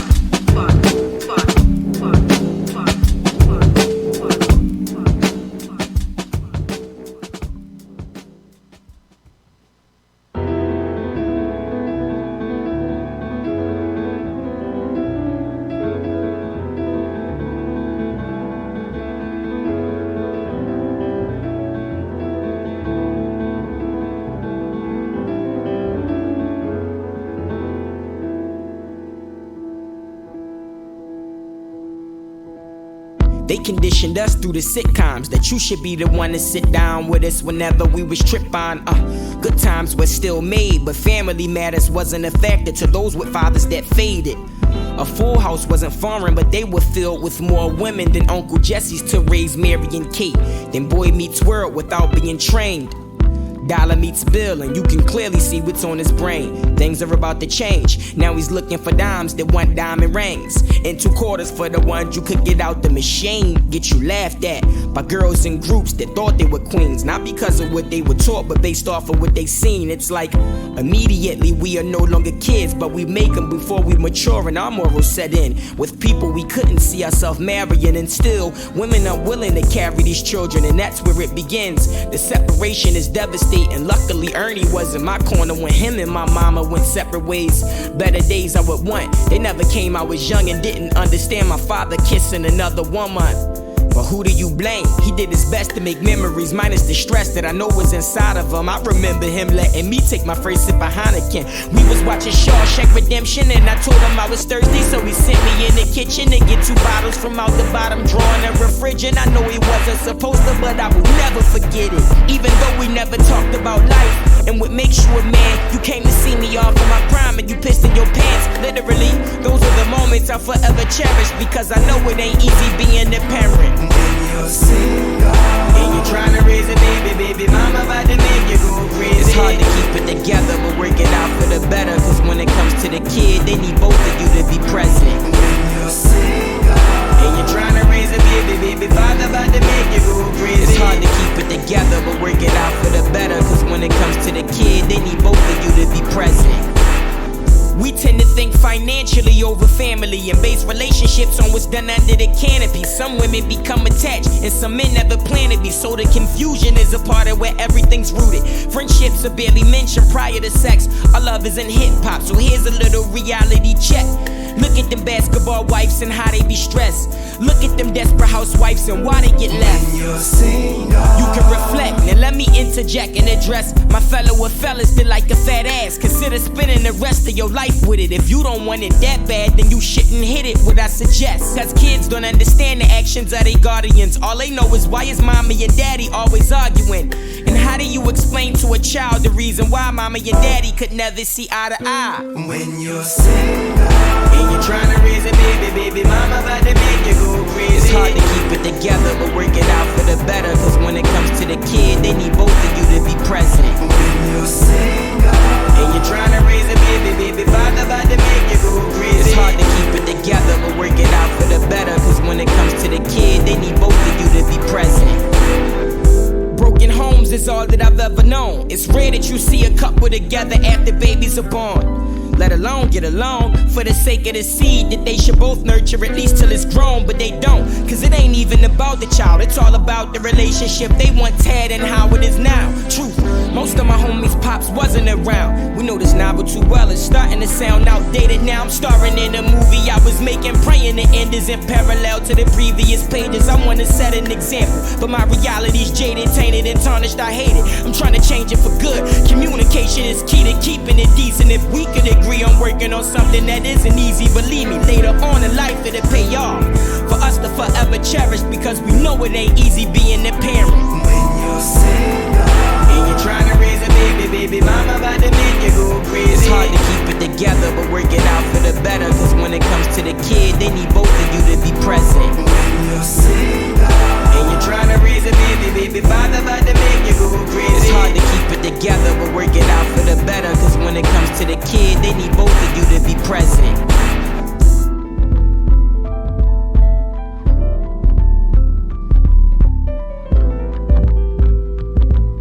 Man, shout out to Daniel Crawford.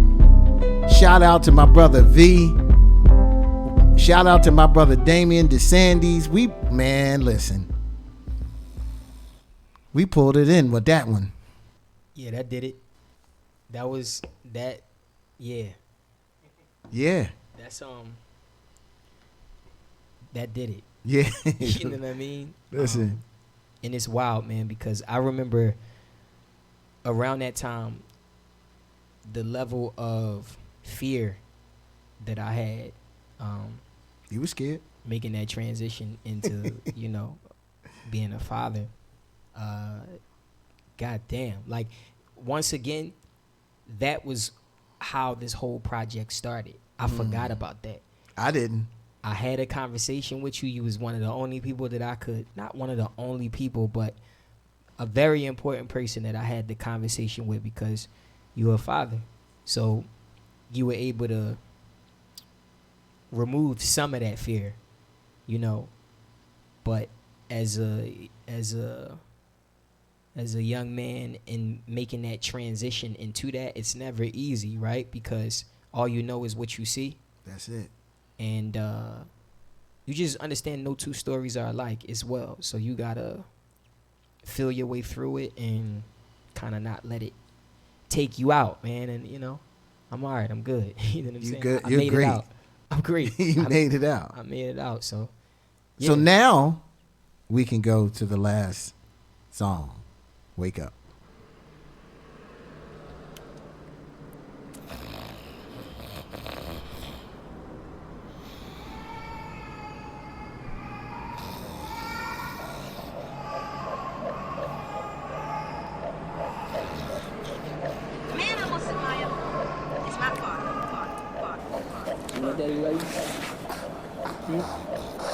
You know that? I said, I love you. I tickle you to death.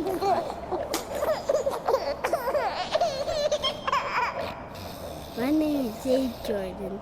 I'm from Philadelphia, PA.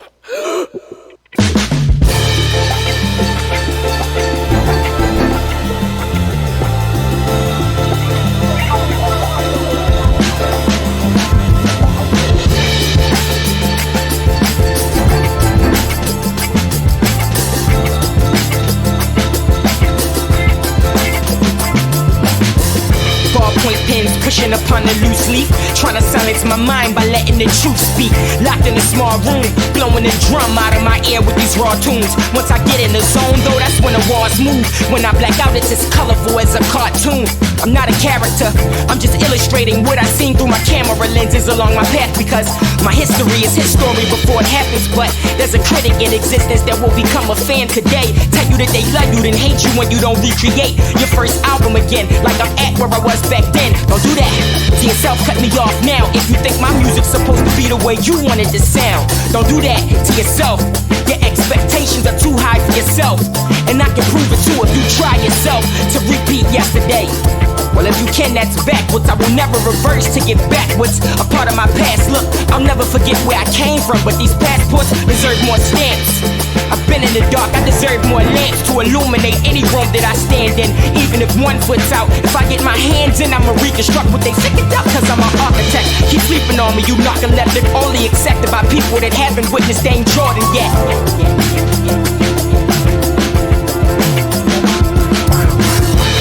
Some audacity to actually believe I'm a work of discovered the masterpiece. Ain't no limit to my worth, that's word to Master P. I'm putting in work so I can become a Master P. Oh, lowercase e and finish it with a plain T. I'm dotting my eyes, it ain't my fault that you can't read. It's in plain sight, it ain't my fault that you can't see how I managed to maneuver through the manure the headless horseman try to place in front of the viewer. Black man, I'm not that man, I'm just a student. Slick, but I ain't Rick, I'm far from being a ruler. If you think that I'm foolish, then I have already fooled ya. I'm dedicated, undereducated, but I keep my head in them pages. I ain't got a degree, but I won't let a piece of paper determine my future, nor will I let it delay it. I'm laying my plans out. If it go right or left, I trust it will pan out. Since Peter picking the peppers, don't ask for no handouts. Ain't nobody had faith in I feel like most of the people that was around was only trying to wait me out. What is success story? What is success if it doesn't come with a check story? Or is it less of a story if they don't check for me? Take a wild guess for me. Fine, I'll take it for my peace of mind, and slowly but surely slice people out of it like a pizza pie. I work too hard for my piece of pie. You try to take it, then you will become the prey under my equal's eye. Wake up, wake up. Wake up, wake up. Wake up, wake up. Wake up. Wake up, wake up. Wake up, wake up. Wake up, wake up.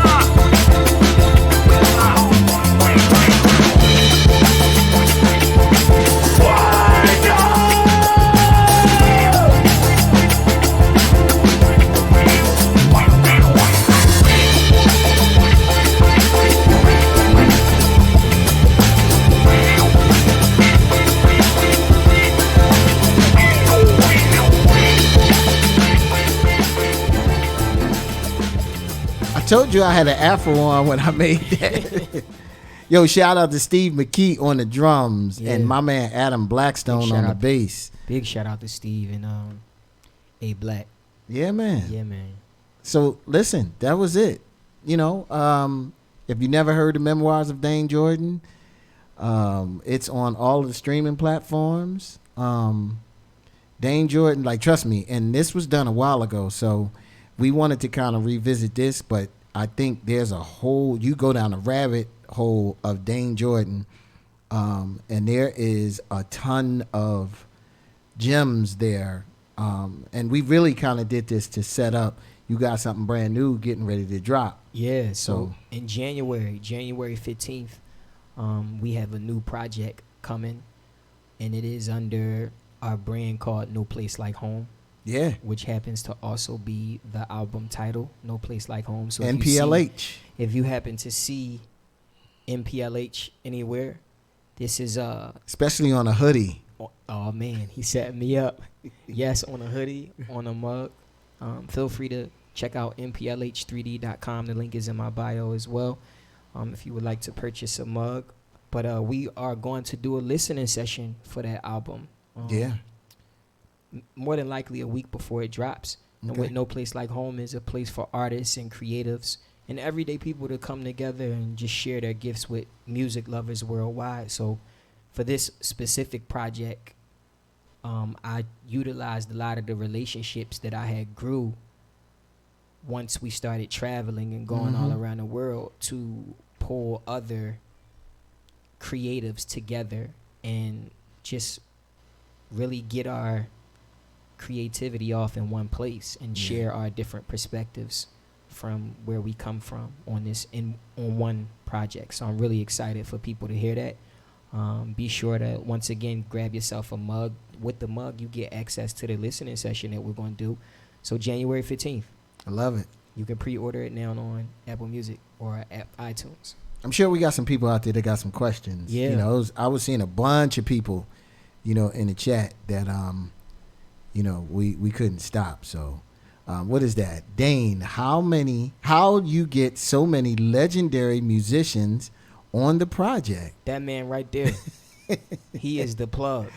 He is the plug. That's how we got so many legendary musicians on there. And once again, I've been through so many sonic changes over the years. So from Memoirs to In Transition, which came after that, Kites, Bamboo, a lot of what those projects was me taking the knowledge that I learned from being around Jeff and applying it, you know, and I'm still developing. Hence why you get in transition directly after that. It's because that was my first attempt at it.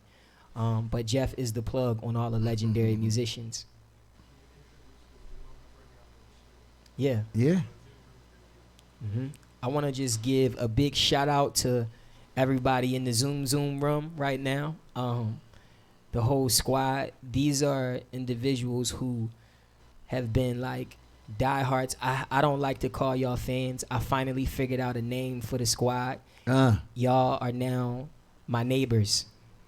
You know, hence no place like home. Make sure you have some sugar. They might need to borrow some sugar. So that's what we're going to call it from now on. Just I appreciate y'all for sitting down and really taking the time to consume the whole thing, because once again, this is like, most of the projects that I create are just like a movie. It sucks when you come and watch it 5 scenes in, you know. So it was never about getting a single out of it or anything like that. It's like you sit down, you press play, and let it roll. So I appreciate your patience. A lot of people don't have patience with music now, so yeah, I want to just address that. Question. Adam Keene said, do you have any copyright issues with Beautiful Day in the Neighborhood? Ooh, we could have kept that one Yeah. quiet. No, but out so far. We haven't had any copyright issues. Hopefully not now Yeah. either. Yeah, but I mean, for the sake of the creativity, man, it's whatever. You know, we needed to pull something out of it, and it wasn't about making any money from it. So yeah, we just had fun. Yeah.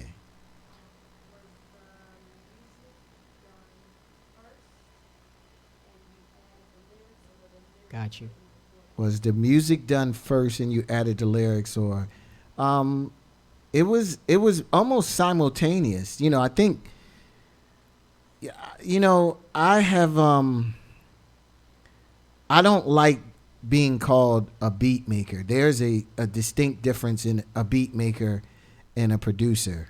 I had the pleasure of, you know, through the Fresh Prince of Bel-Air, of having some of the most amazing sit downs with Quincy Jones. Yeah. And I remember asking Quincy that question just about beat makers and all this. And the answer he gave, I never forgot. Quincy looked me in my eyes and he said, a producer is the person that puts the puzzle together. You can use 20 people's hands to put the puzzle together. If you tell that person to pick that piece up and put it there, and you pick that piece up and put it there, you put the puzzle together. You just use other people's hands. So it really put things in perspective for me, because I think so many times somebody makes a beat and you give them a beat and somebody puts something on it and that's it. And I kind of think, you know what? Like, you can like a beat that someone made, and once you add your thing to it, you need to take it back and make it theirs. So, you know, I could have started with a piece of music, you know, and give it to Dane, and when he gives it back, it's my job to make that a part of him. It's my job to tweak that and add things and take things away, so, you know, it becomes actually his. And to me, that's the role that I like to play. One of the best ways that you put it during that creative process is you was like, let's play tennis. Yep. Just play tennis with me. If I serve something your way, serve it back.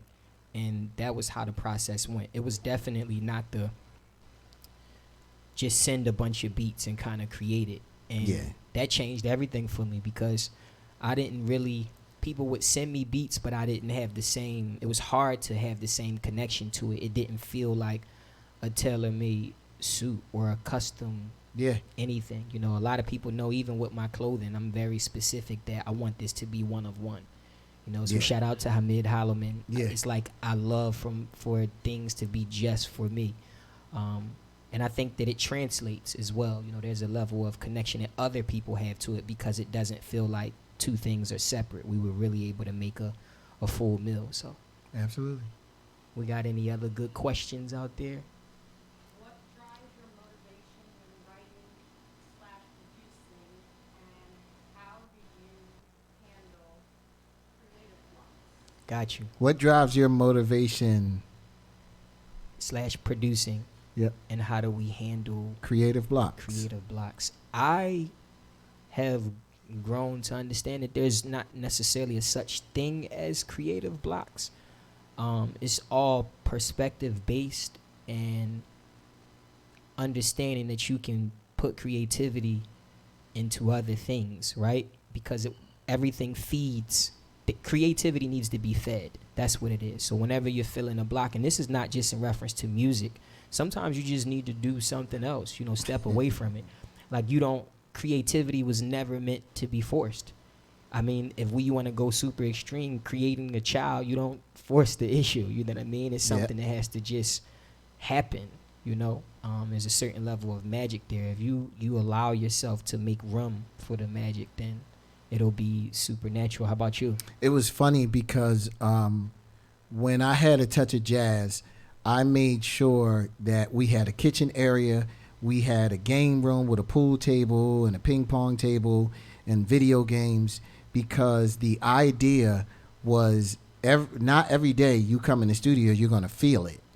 And if just by chance today is that day that you just kind of like, I'm not really feeling creative, I want you to play a game of NBA 2K. Because sometimes the NBA 2K, a game of pool, getting a grub can spark that creativity. I just didn't want you to leave the space. Yeah. So I'm, just understanding, like what you said, I don't necessarily believe that there are more so creative blocks. There's sometimes that my creativity is on a different time zone than I am, that I get up and my creativity is sleep. You know what? I'm going to double back, right? I told you earlier, with one of the songs on Memoirs, The Hustlers, that was definitely one of the more challenging songs to write. And I realized it was because I was forcing it. So what I did was, I remember going into like the guest room and cutting a movie on, watching a movie, and then I went straight in the studio and something triggered it. So I feel like it was something to do, or something in reference to college, which is why it starts off with me saying that line about college, or is it a lack of knowledge? Like this all was, so you just need something to spark it, and as long as you approach it that way, I think you'll be cool. Even if you're trying to make a decision in like everyday life, just do something else, and you'll be surprised at how you take that pressure off of yourself to just make the decision. You know what I mean? Question from the neighbors. We got questions from the neighbors.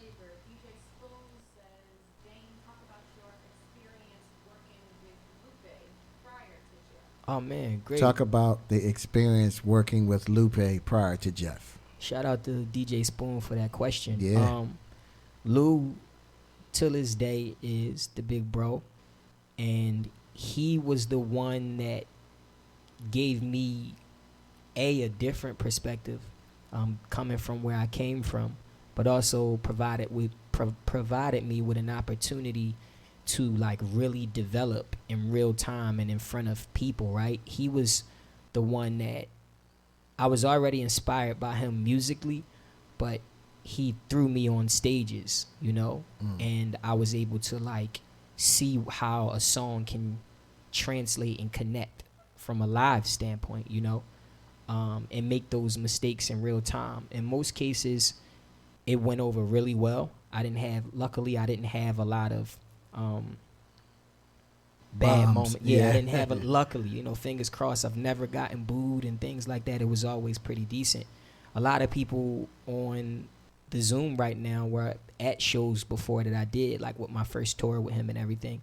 And he also kind of like just gave me opportunities to jump on records with him, and people know he's top tier when it comes to his penmanship. Like his pen is crazy. But it was never about competing when we got on records. It was more about that brotherly love and really just kind of complimenting one another. So he was very influential in my development, like early on, when I was just not as skilled.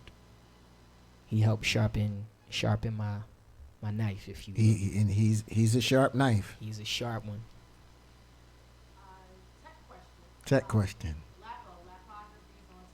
Lapo's on Twitch. Which DAW and mic? For that project, that was all done pretty much in Ableton. DAW is a digital audio workstation, so it's kind of like, did you do it in Pro Tools? Did you do it in Logic? Did you do it in Ableton? That project was done in Ableton, and I think you had a video clip too, because I was curious that you did that with a Bottle Blue mic. Blue mic. So yeah, it's funny. I have a whole bunch of microphones because the texture, you got to find the right mic for the texture of your voice. It makes you sound better, but it makes my job easier because sometimes if you have the wrong mic, you're trying to dial out frequencies that are not the most favorable and easy to get out. So that was also, speaking of just the recording process, and that was, Jeff had taught me how to record around that time, because in order for us to make the project in real time, I needed to know that. And he was traveling and on the road a lot, so it would be like he would come home, set me up in the studio, show me the basic buttons, and just tell me, like, you're not gonna break anything, like, just feel your way through it and kind of learn. And that was really what gave me more of a level of independence, because I had patience to go through that process with myself, and I didn't necessarily have anyone over my shoulder. So this was the first project. I mean, even for him to trust me to record that by myself and then kind of come in and just tighten it up and put the polish on it was super liberating. So thank you for that. Yeah, man. I'm just glad you ain't blowing no speakers. I mean, maybe the left was like,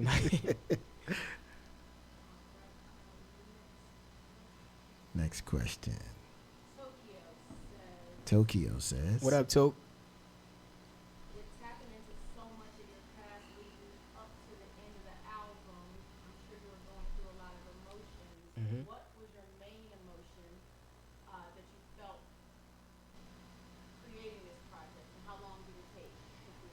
My main emotion during the creative process of this project, intention, right?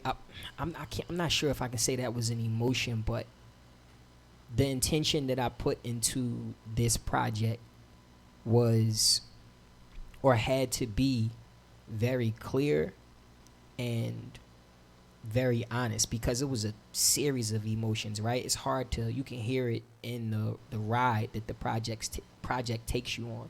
So just song to song, you can hear different emotions that I was going through. And because it was so reflective, I had to like be in that place mentally. To talk about my grandmother in that way, I had to go there. Like, I mean, that third verse is, to this day, it kind of makes my skin crawl a little bit in a good way. It gives me chills, because I know I can go back to where I was at that time.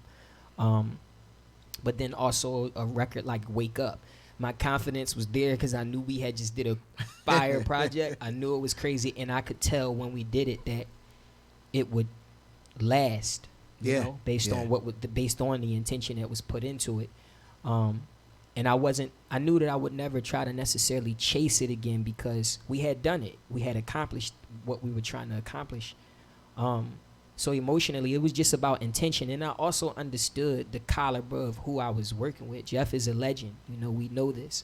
So I wanted to deliver because he was putting his stamp on it, So I was like, there's no better way than to go about it other than telling the truth, and just putting it all out there. It's also interesting because, I was at a really different point of, I wanted to make art. You make records and you have records that sell and you win awards, and, you have all of these accolades, which you greatly appreciate. But when you start chasing that, it started to feel different to me. It started not to be as enjoyable, that it really got to a point that you had to say, or I had to say to myself that if I am happy with this project and one person likes it, I'm okay with that. Like, I want to, you're called an artist for a reason. I don't think Picasso painted every picture for it to be hung in a gallery. If he saw a dope sunset, he painted it. Yeah. you know, and I kind of wanted to go back to that approach because, you know, for us being artists or being creatives, you're not supposed to labor going to work. We have the kind of job that it should be a pleasure. That doesn't mean that you don't work hard and you're not tired and frustrated. But when you get to the point, like, you know, even with DJing, you know, it bothers me to hear some DJs that are frustrated. You know, it's, you know, oh man, you know, I got to play this shit and I got to do, you know, and I'm kind of like, how you playing music unhappy? Yeah. You know what I mean? You know, to me, that's not a true artist. And I think I wanted to get myself back to a point where you create art, you know, and it's funny because like you alluding to, you know, the length of In Progress, the intro, you know, I grew up when people made 7, 8, 9 minute records. Like, as long as it took you on a trip and you enjoyed it, you know, the whole 3 minutes and 30 seconds became an industry thing. That was, you know, to get something played on radio. And I'm kind of like, okay, if it takes me 8 minutes to get my idea out, the radio just won't play it. I'm cool. It's what it is. Yeah. Another thing I was super conscious of too is who it was for, right? And I wanted to be able to, God forbid, but when it is time for me to exit, I was always conscious that I want to have something that my son can listen to, and it's almost like a audible photo album, if you will. If he ever had a question about his dad or how, you know, like his story, it's all there. You know, he never had. I feel like I left no question unanswered specifically for him, and it's amazing to see how many other people connected and related to the stories, the emotions, and everything in it. So. Octavio. Was there someone on the project that you wanted, but it didn't sing, or unfortunately did not? No, not necessarily. Was it somebody on a project that we wanted and it didn't happen, or? No, the beauty of it is that, and till this day, I mean, I learned this from Jeff. Like, I don't necessarily like chase people around to get on the music, and the main reason behind that, I mean, we got Billy Mercury on here. Big shout out to Billy Mercury. Bill Merc, phenomenal and incredible artist. It's my brother. Like, when me and Billy have worked together, or whenever we work together, I call Billy, yo, I got this joint for you. Send it through. It's done. I feel like if you have to like chase somebody around, it's not organic.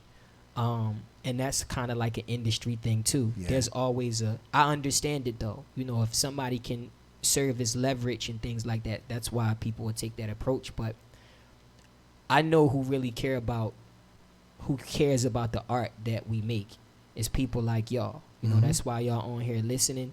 So as much as it's cool to see like the big feature and different things like that, like I just don't want to chase people around. Like if we're in the studio and I go back to it, this is Jazzy Jeff, who took time to sit down with me, who was trying to figure it out and craft something. We didn't have to chase each other around. He said, come to the crib and work. And that was what it was. And that set the tone for me for how I would move forward in the future. I don't want to do that. Yeah. Next question is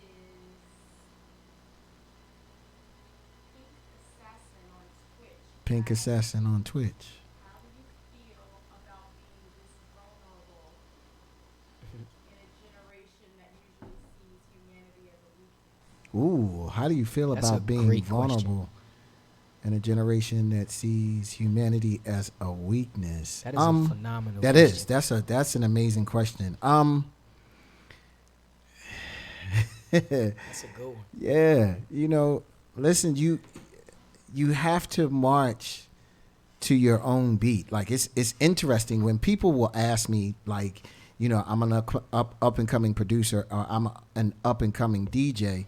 Do you have any advice? I have to be 100% honest. I don't know the advice to give someone today, because the advice that I would give today may not work today. And, you know, because I would tell you to be original, and we don't live in a world that people embrace originality. Everybody's trying, you know, you look for someone who's hot, and everything that people do is geared towards that. You know, as a DJ, like you don't have to play all of the hits. Sometimes take people on a musical journey, but how can I say that when you won't get booked in the club because the guy who's booking you wants you to play all of the hits? So it's a very, very weird, awkward time. There is a level of what we are going through right now that I am enjoying and embracing because, you know, all of us sitting down, you know, revisiting this project probably wouldn't happen if it wasn't for COVID. You know, us being able to open up and be a lot more creatively free, you know, is a little bit more acceptable when it comes down to that. But it really, to me, is an individual decision of, am I going to follow what everybody else is going to do? You know, am I going to put myself out on the line? You know, me and my son Amir were having a conversation just about the NBA, that it was kind of like, you know, I grew up with Michael Jordan competing against Dominique Wilkins in the slam dunk contest. I don't think that the NBA superstars today will ever get into the slam dunk contest for fear of losing, because what social media are going to say when you lose. Yeah. I think we live in a society that has become so much of a big stumbling block. Everybody laughed and joked, and it was a million memes about Nate Robinson getting knocked out. I saw someone post that it was kind of like, can you imagine the courage that it took for him to jump out there and take that fight and risk being knocked out? Right. You want to understand why so many of us don't achieve the goals.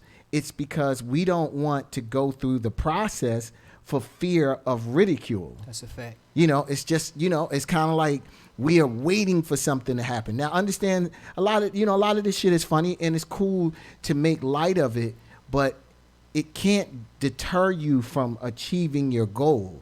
Like, you know, Will always talks about failing and failing forward. Like that shit is real. Like, you kind of got to put yourself out there.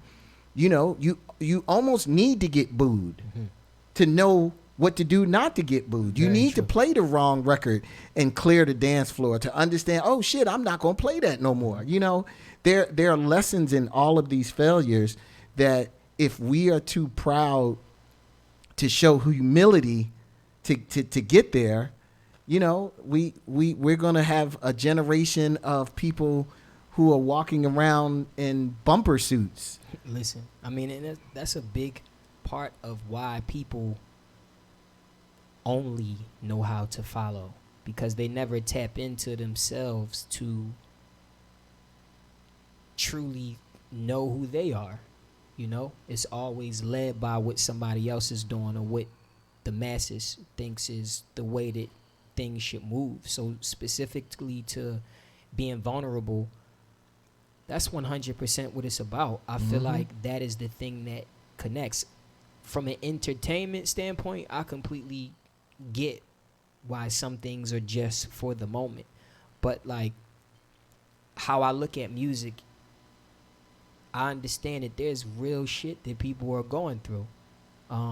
Not just myself. It's not just me. I use my own stories and experiences, but I also understand that I've had conversations about these things I'm talking about with other people that are in similar predicaments. So I don't mind being vulnerable. I understand how much courage it takes. I understand how challenging it is as well, but there's a therapeutic side of that too, right? If you keep it inside and you're masking it, talking about stuff that's not necessarily how you really feel, that can spiral out of control and into the wrong direction too. So the music for me is just an outlet, and once again, that is what I truly believe the reason why people connect to the music. You know, so I think about it from a long-term standpoint and how it's gonna sustain, you know. Next one, your neighbor, Helen Massey. Can you break down the artwork for the cover of this project? Can you break down the artwork for the cover? Yeah, I sure can. And we pulled up the artwork. I love it. I from like early on, I noticed a common theme in a lot of my music and stuff that I would talk about. And one of those themes was this idea of time. So this is where you get the hourglass from. And this was very last minute too. I want to give a big shout out to DJ Ferno because we sat for like 3 days trying to figure out what this cover would be. It was like right before we knew we needed to turn it in. And because time was ticking, the hourglass just felt correct. Appropriate. Yeah. And once again, shout out to, well, for the first time, shout out to I've Been Taki, who painted this artwork, an artist from Philadelphia. He's phenomenal. And then there is this beautiful woman who's in the top of the hourglass, who happens to be my grandmother. Rest in peace, Grandma Maggie. At the bottom part of that is my son. This was essentially like him in a wound. I remember him being in somewhat of that position. The only part we missed was his arm was actually behind his head. He was so comfortable. Like he was chilling. He was chilling. And it was just, I feel like that specific portion of it really embodied what Circle of Life Part 1 and 2 touched on.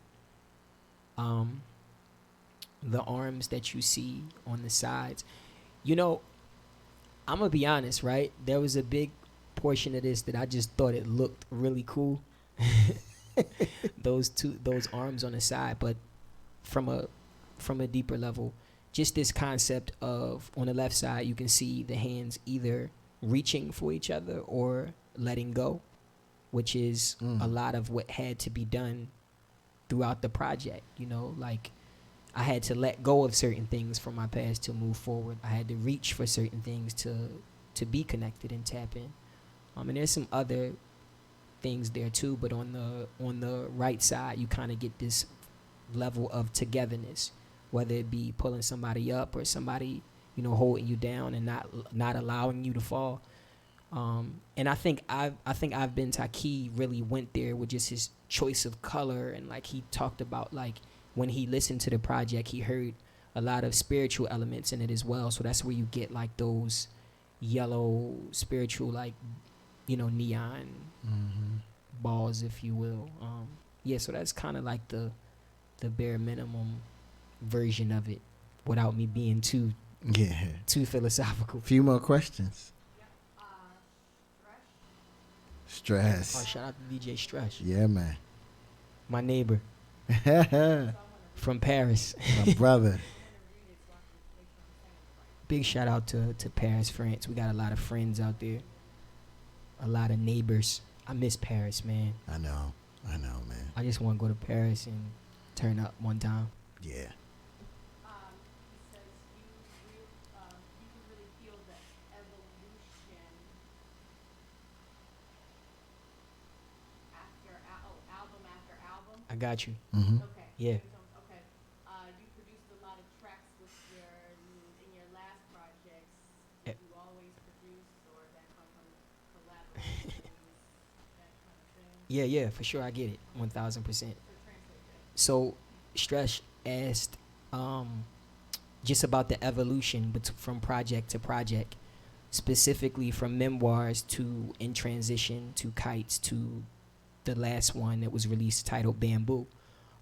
Production-wise, I'll kind of just go ahead and put it out there. This time last year, we were in New Zealand, and I had been tinkering with production for a few years now, but like not fully committing to it. And I've, like Jeff said early on, the producer is the person that sees it from start to finish. That was something that I always have done or been a part of in all of my projects, even prior to these. Under the name Dosage, I had to see it from start to finish. But I remember being on that tour in New Zealand and Asia and telling Jeff, yo, like with these days off, I've been in the room cooking up and I'm thinking about putting them out. And he's always pushing me and cheerleading for me. He said, put them out. And I kind of, I was nervous because I had done the production. So when you see these projects, specifically Kites and Bamboo, you'll see something that says produced by who. And that was me hiding. That was me hiding from the fact that... You are who? I'm who? Like Produced by her. who? Like her, right? You're who? But I also liked it too to just separate the two.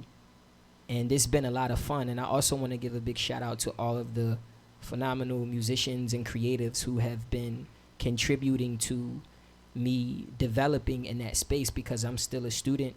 I'm really learning more about sonic landscapes and where I want to go moving forward and how to achieve it. Jeff is one of the first people that really, really pushed me to do it and told me, like, man, like, don't second guess yourself.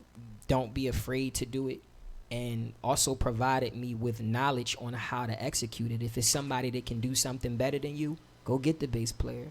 If it's somebody that can program a certain type of drums that you want, go get that guy. So even with a lot of the records that Decap and I have done, we had that same level of back and forth where I would send an idea and then he would just kind of push it to its full potential. So there was I've always been hands-on, to answer the question, and I think that's why it's continuing to evolve, because I'm learning more about where I want to go sonically.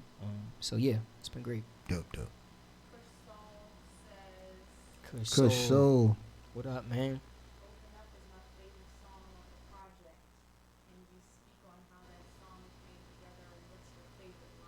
Open Up is his favorite song on the project. How did it come together, and what's your favorite line?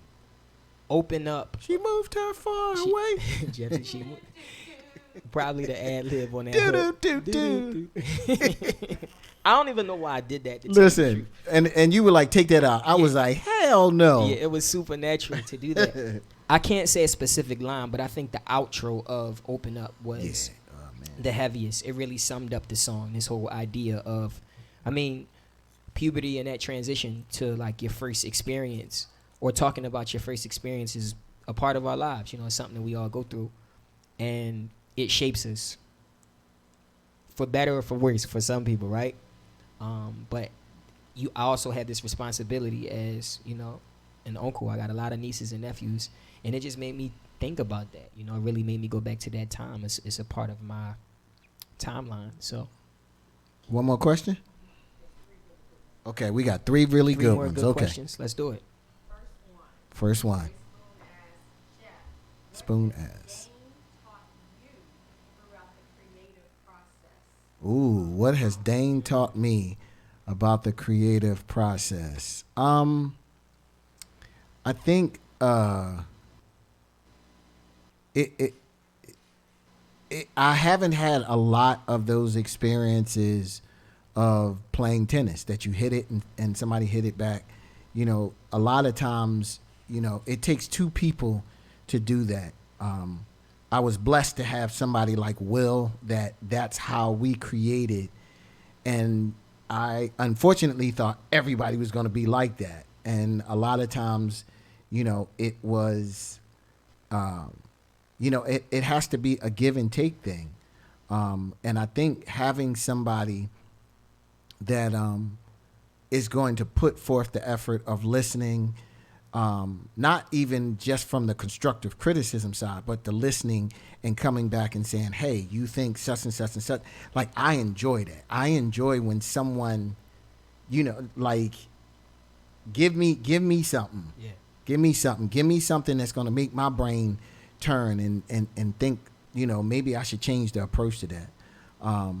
So I think that was one of the joys, that it was kind of like, when you don't have that, a lot of times you forget, you know, how to really utilize that part. And I think because we did that so much, it was, you know, super comfortable, and it kind of made me, you know, it spoils you in a sense that, you know, aside of that you just kind of like, I'm not working with somebody if I can't do, you know, if I can't be like that, because I'm never going to be able to give you the best that I can give if we can't kind of go back and forth, you know. I don't want to tell you what to do. That's not what this is. A collaboration is, we are baking a cake, and I put some flour in and you got the sugar. So you know, hey man, is enough sugar? Like, you tell me, like, you the sugar man, like, and then it needs to be that back and forth thing. So K. Wesson. Shout out to Keith. Oh man, I gotta give Keith a big shout out.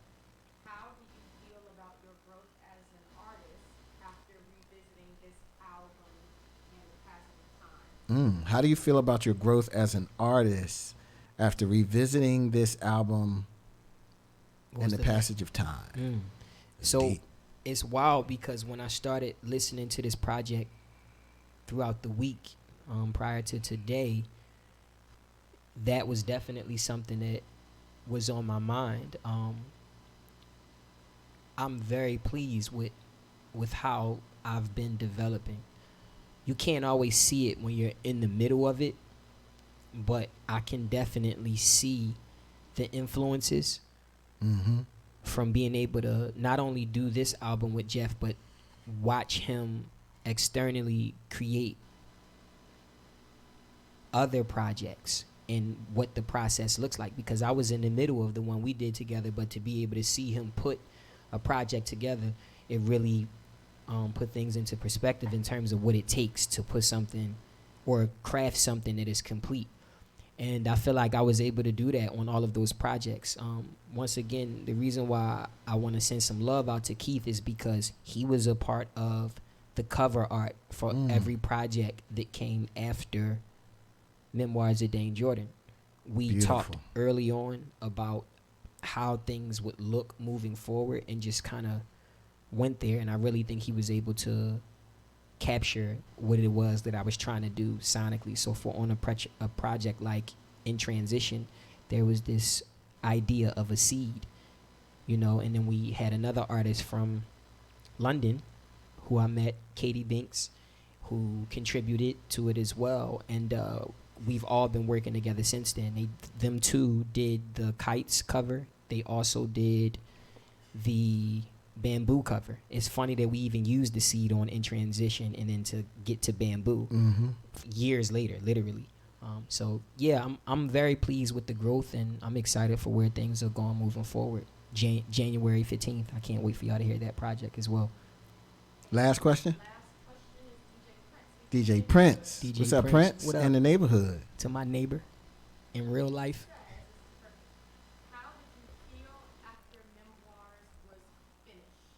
How did you feel after Memoirs was finished?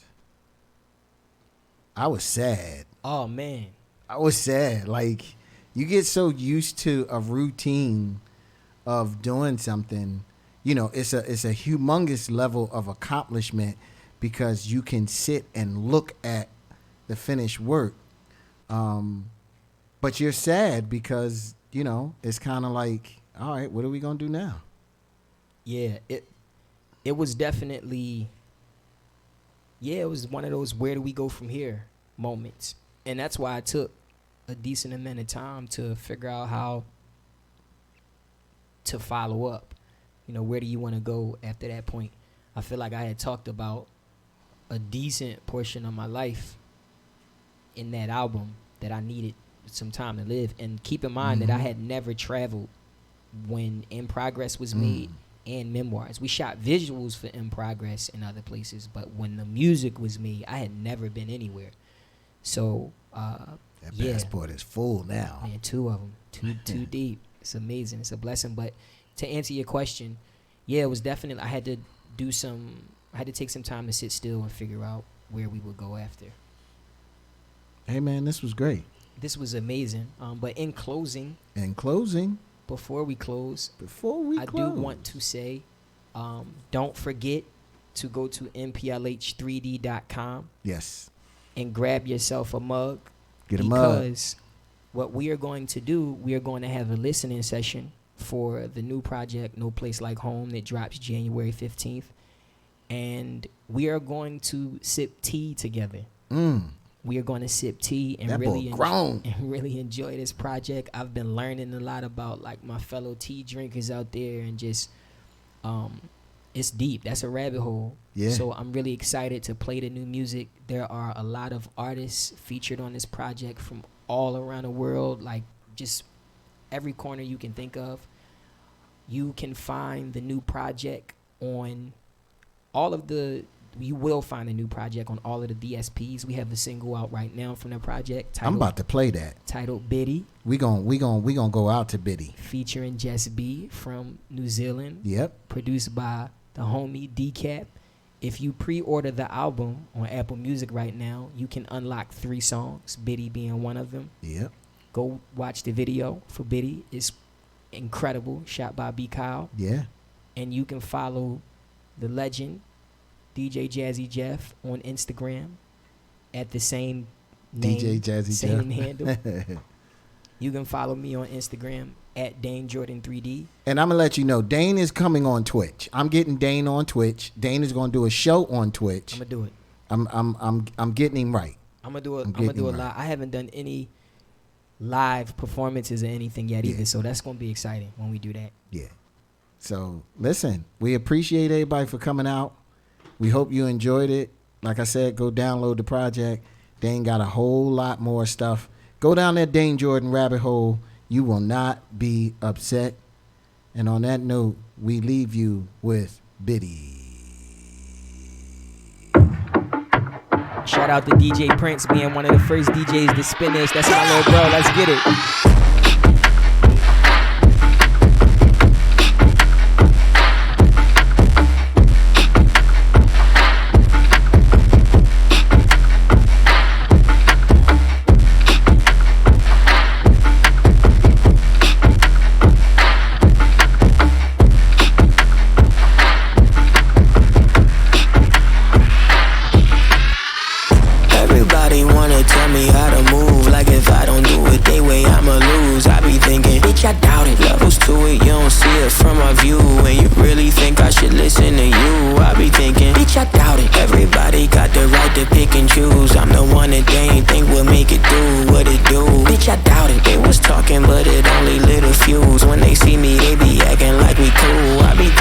I doubt it. I remember back when I was just a buck, trying to save $1 just to get a cut. You remember? Bitch, I doubt it. High school, all the girlies that I love, only checking for the niggas stuck a dump. You remember? Bitch, I doubt it. Goddamn, I was feeling like a scrub, but one thing I always knew was who I was. You remember? Bitch, I doubt it.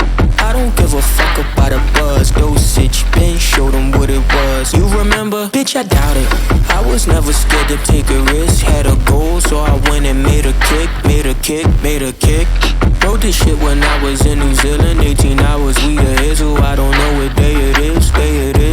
Look how far I came from taking piss in somebody's alleyway to making cake, not making wish. Make a wish. Gratitude is all I got to give. God gave me each and every single gift. Should I trip? Bitch, I doubt it. Everybody wanna tell me how to move, like if I don't do it they way I'ma lose. I be thinking, bitch, I doubt it. Levels to it, you don't see it from my view. And you really think I should listen to you? I be thinking, bitch, I doubt it. Everybody got the right to pick and choose. I'm the one that they ain't think will make it do what it do. Bitch, I doubt it. They was talking, but it only lit a fuse. When they see me, they be acting like they do. I be thinking, bitch, it's big work grinding, got them wheels spinning. It's big grinning, cause you know I got a big feeling. Yeah, that before I leave the earth, I see a couple big millions. Big women, big spitting, till we big bidding. Yeah, my people come from greatness, I'm about it, we about it. If you think we stepping now, damn you clowning.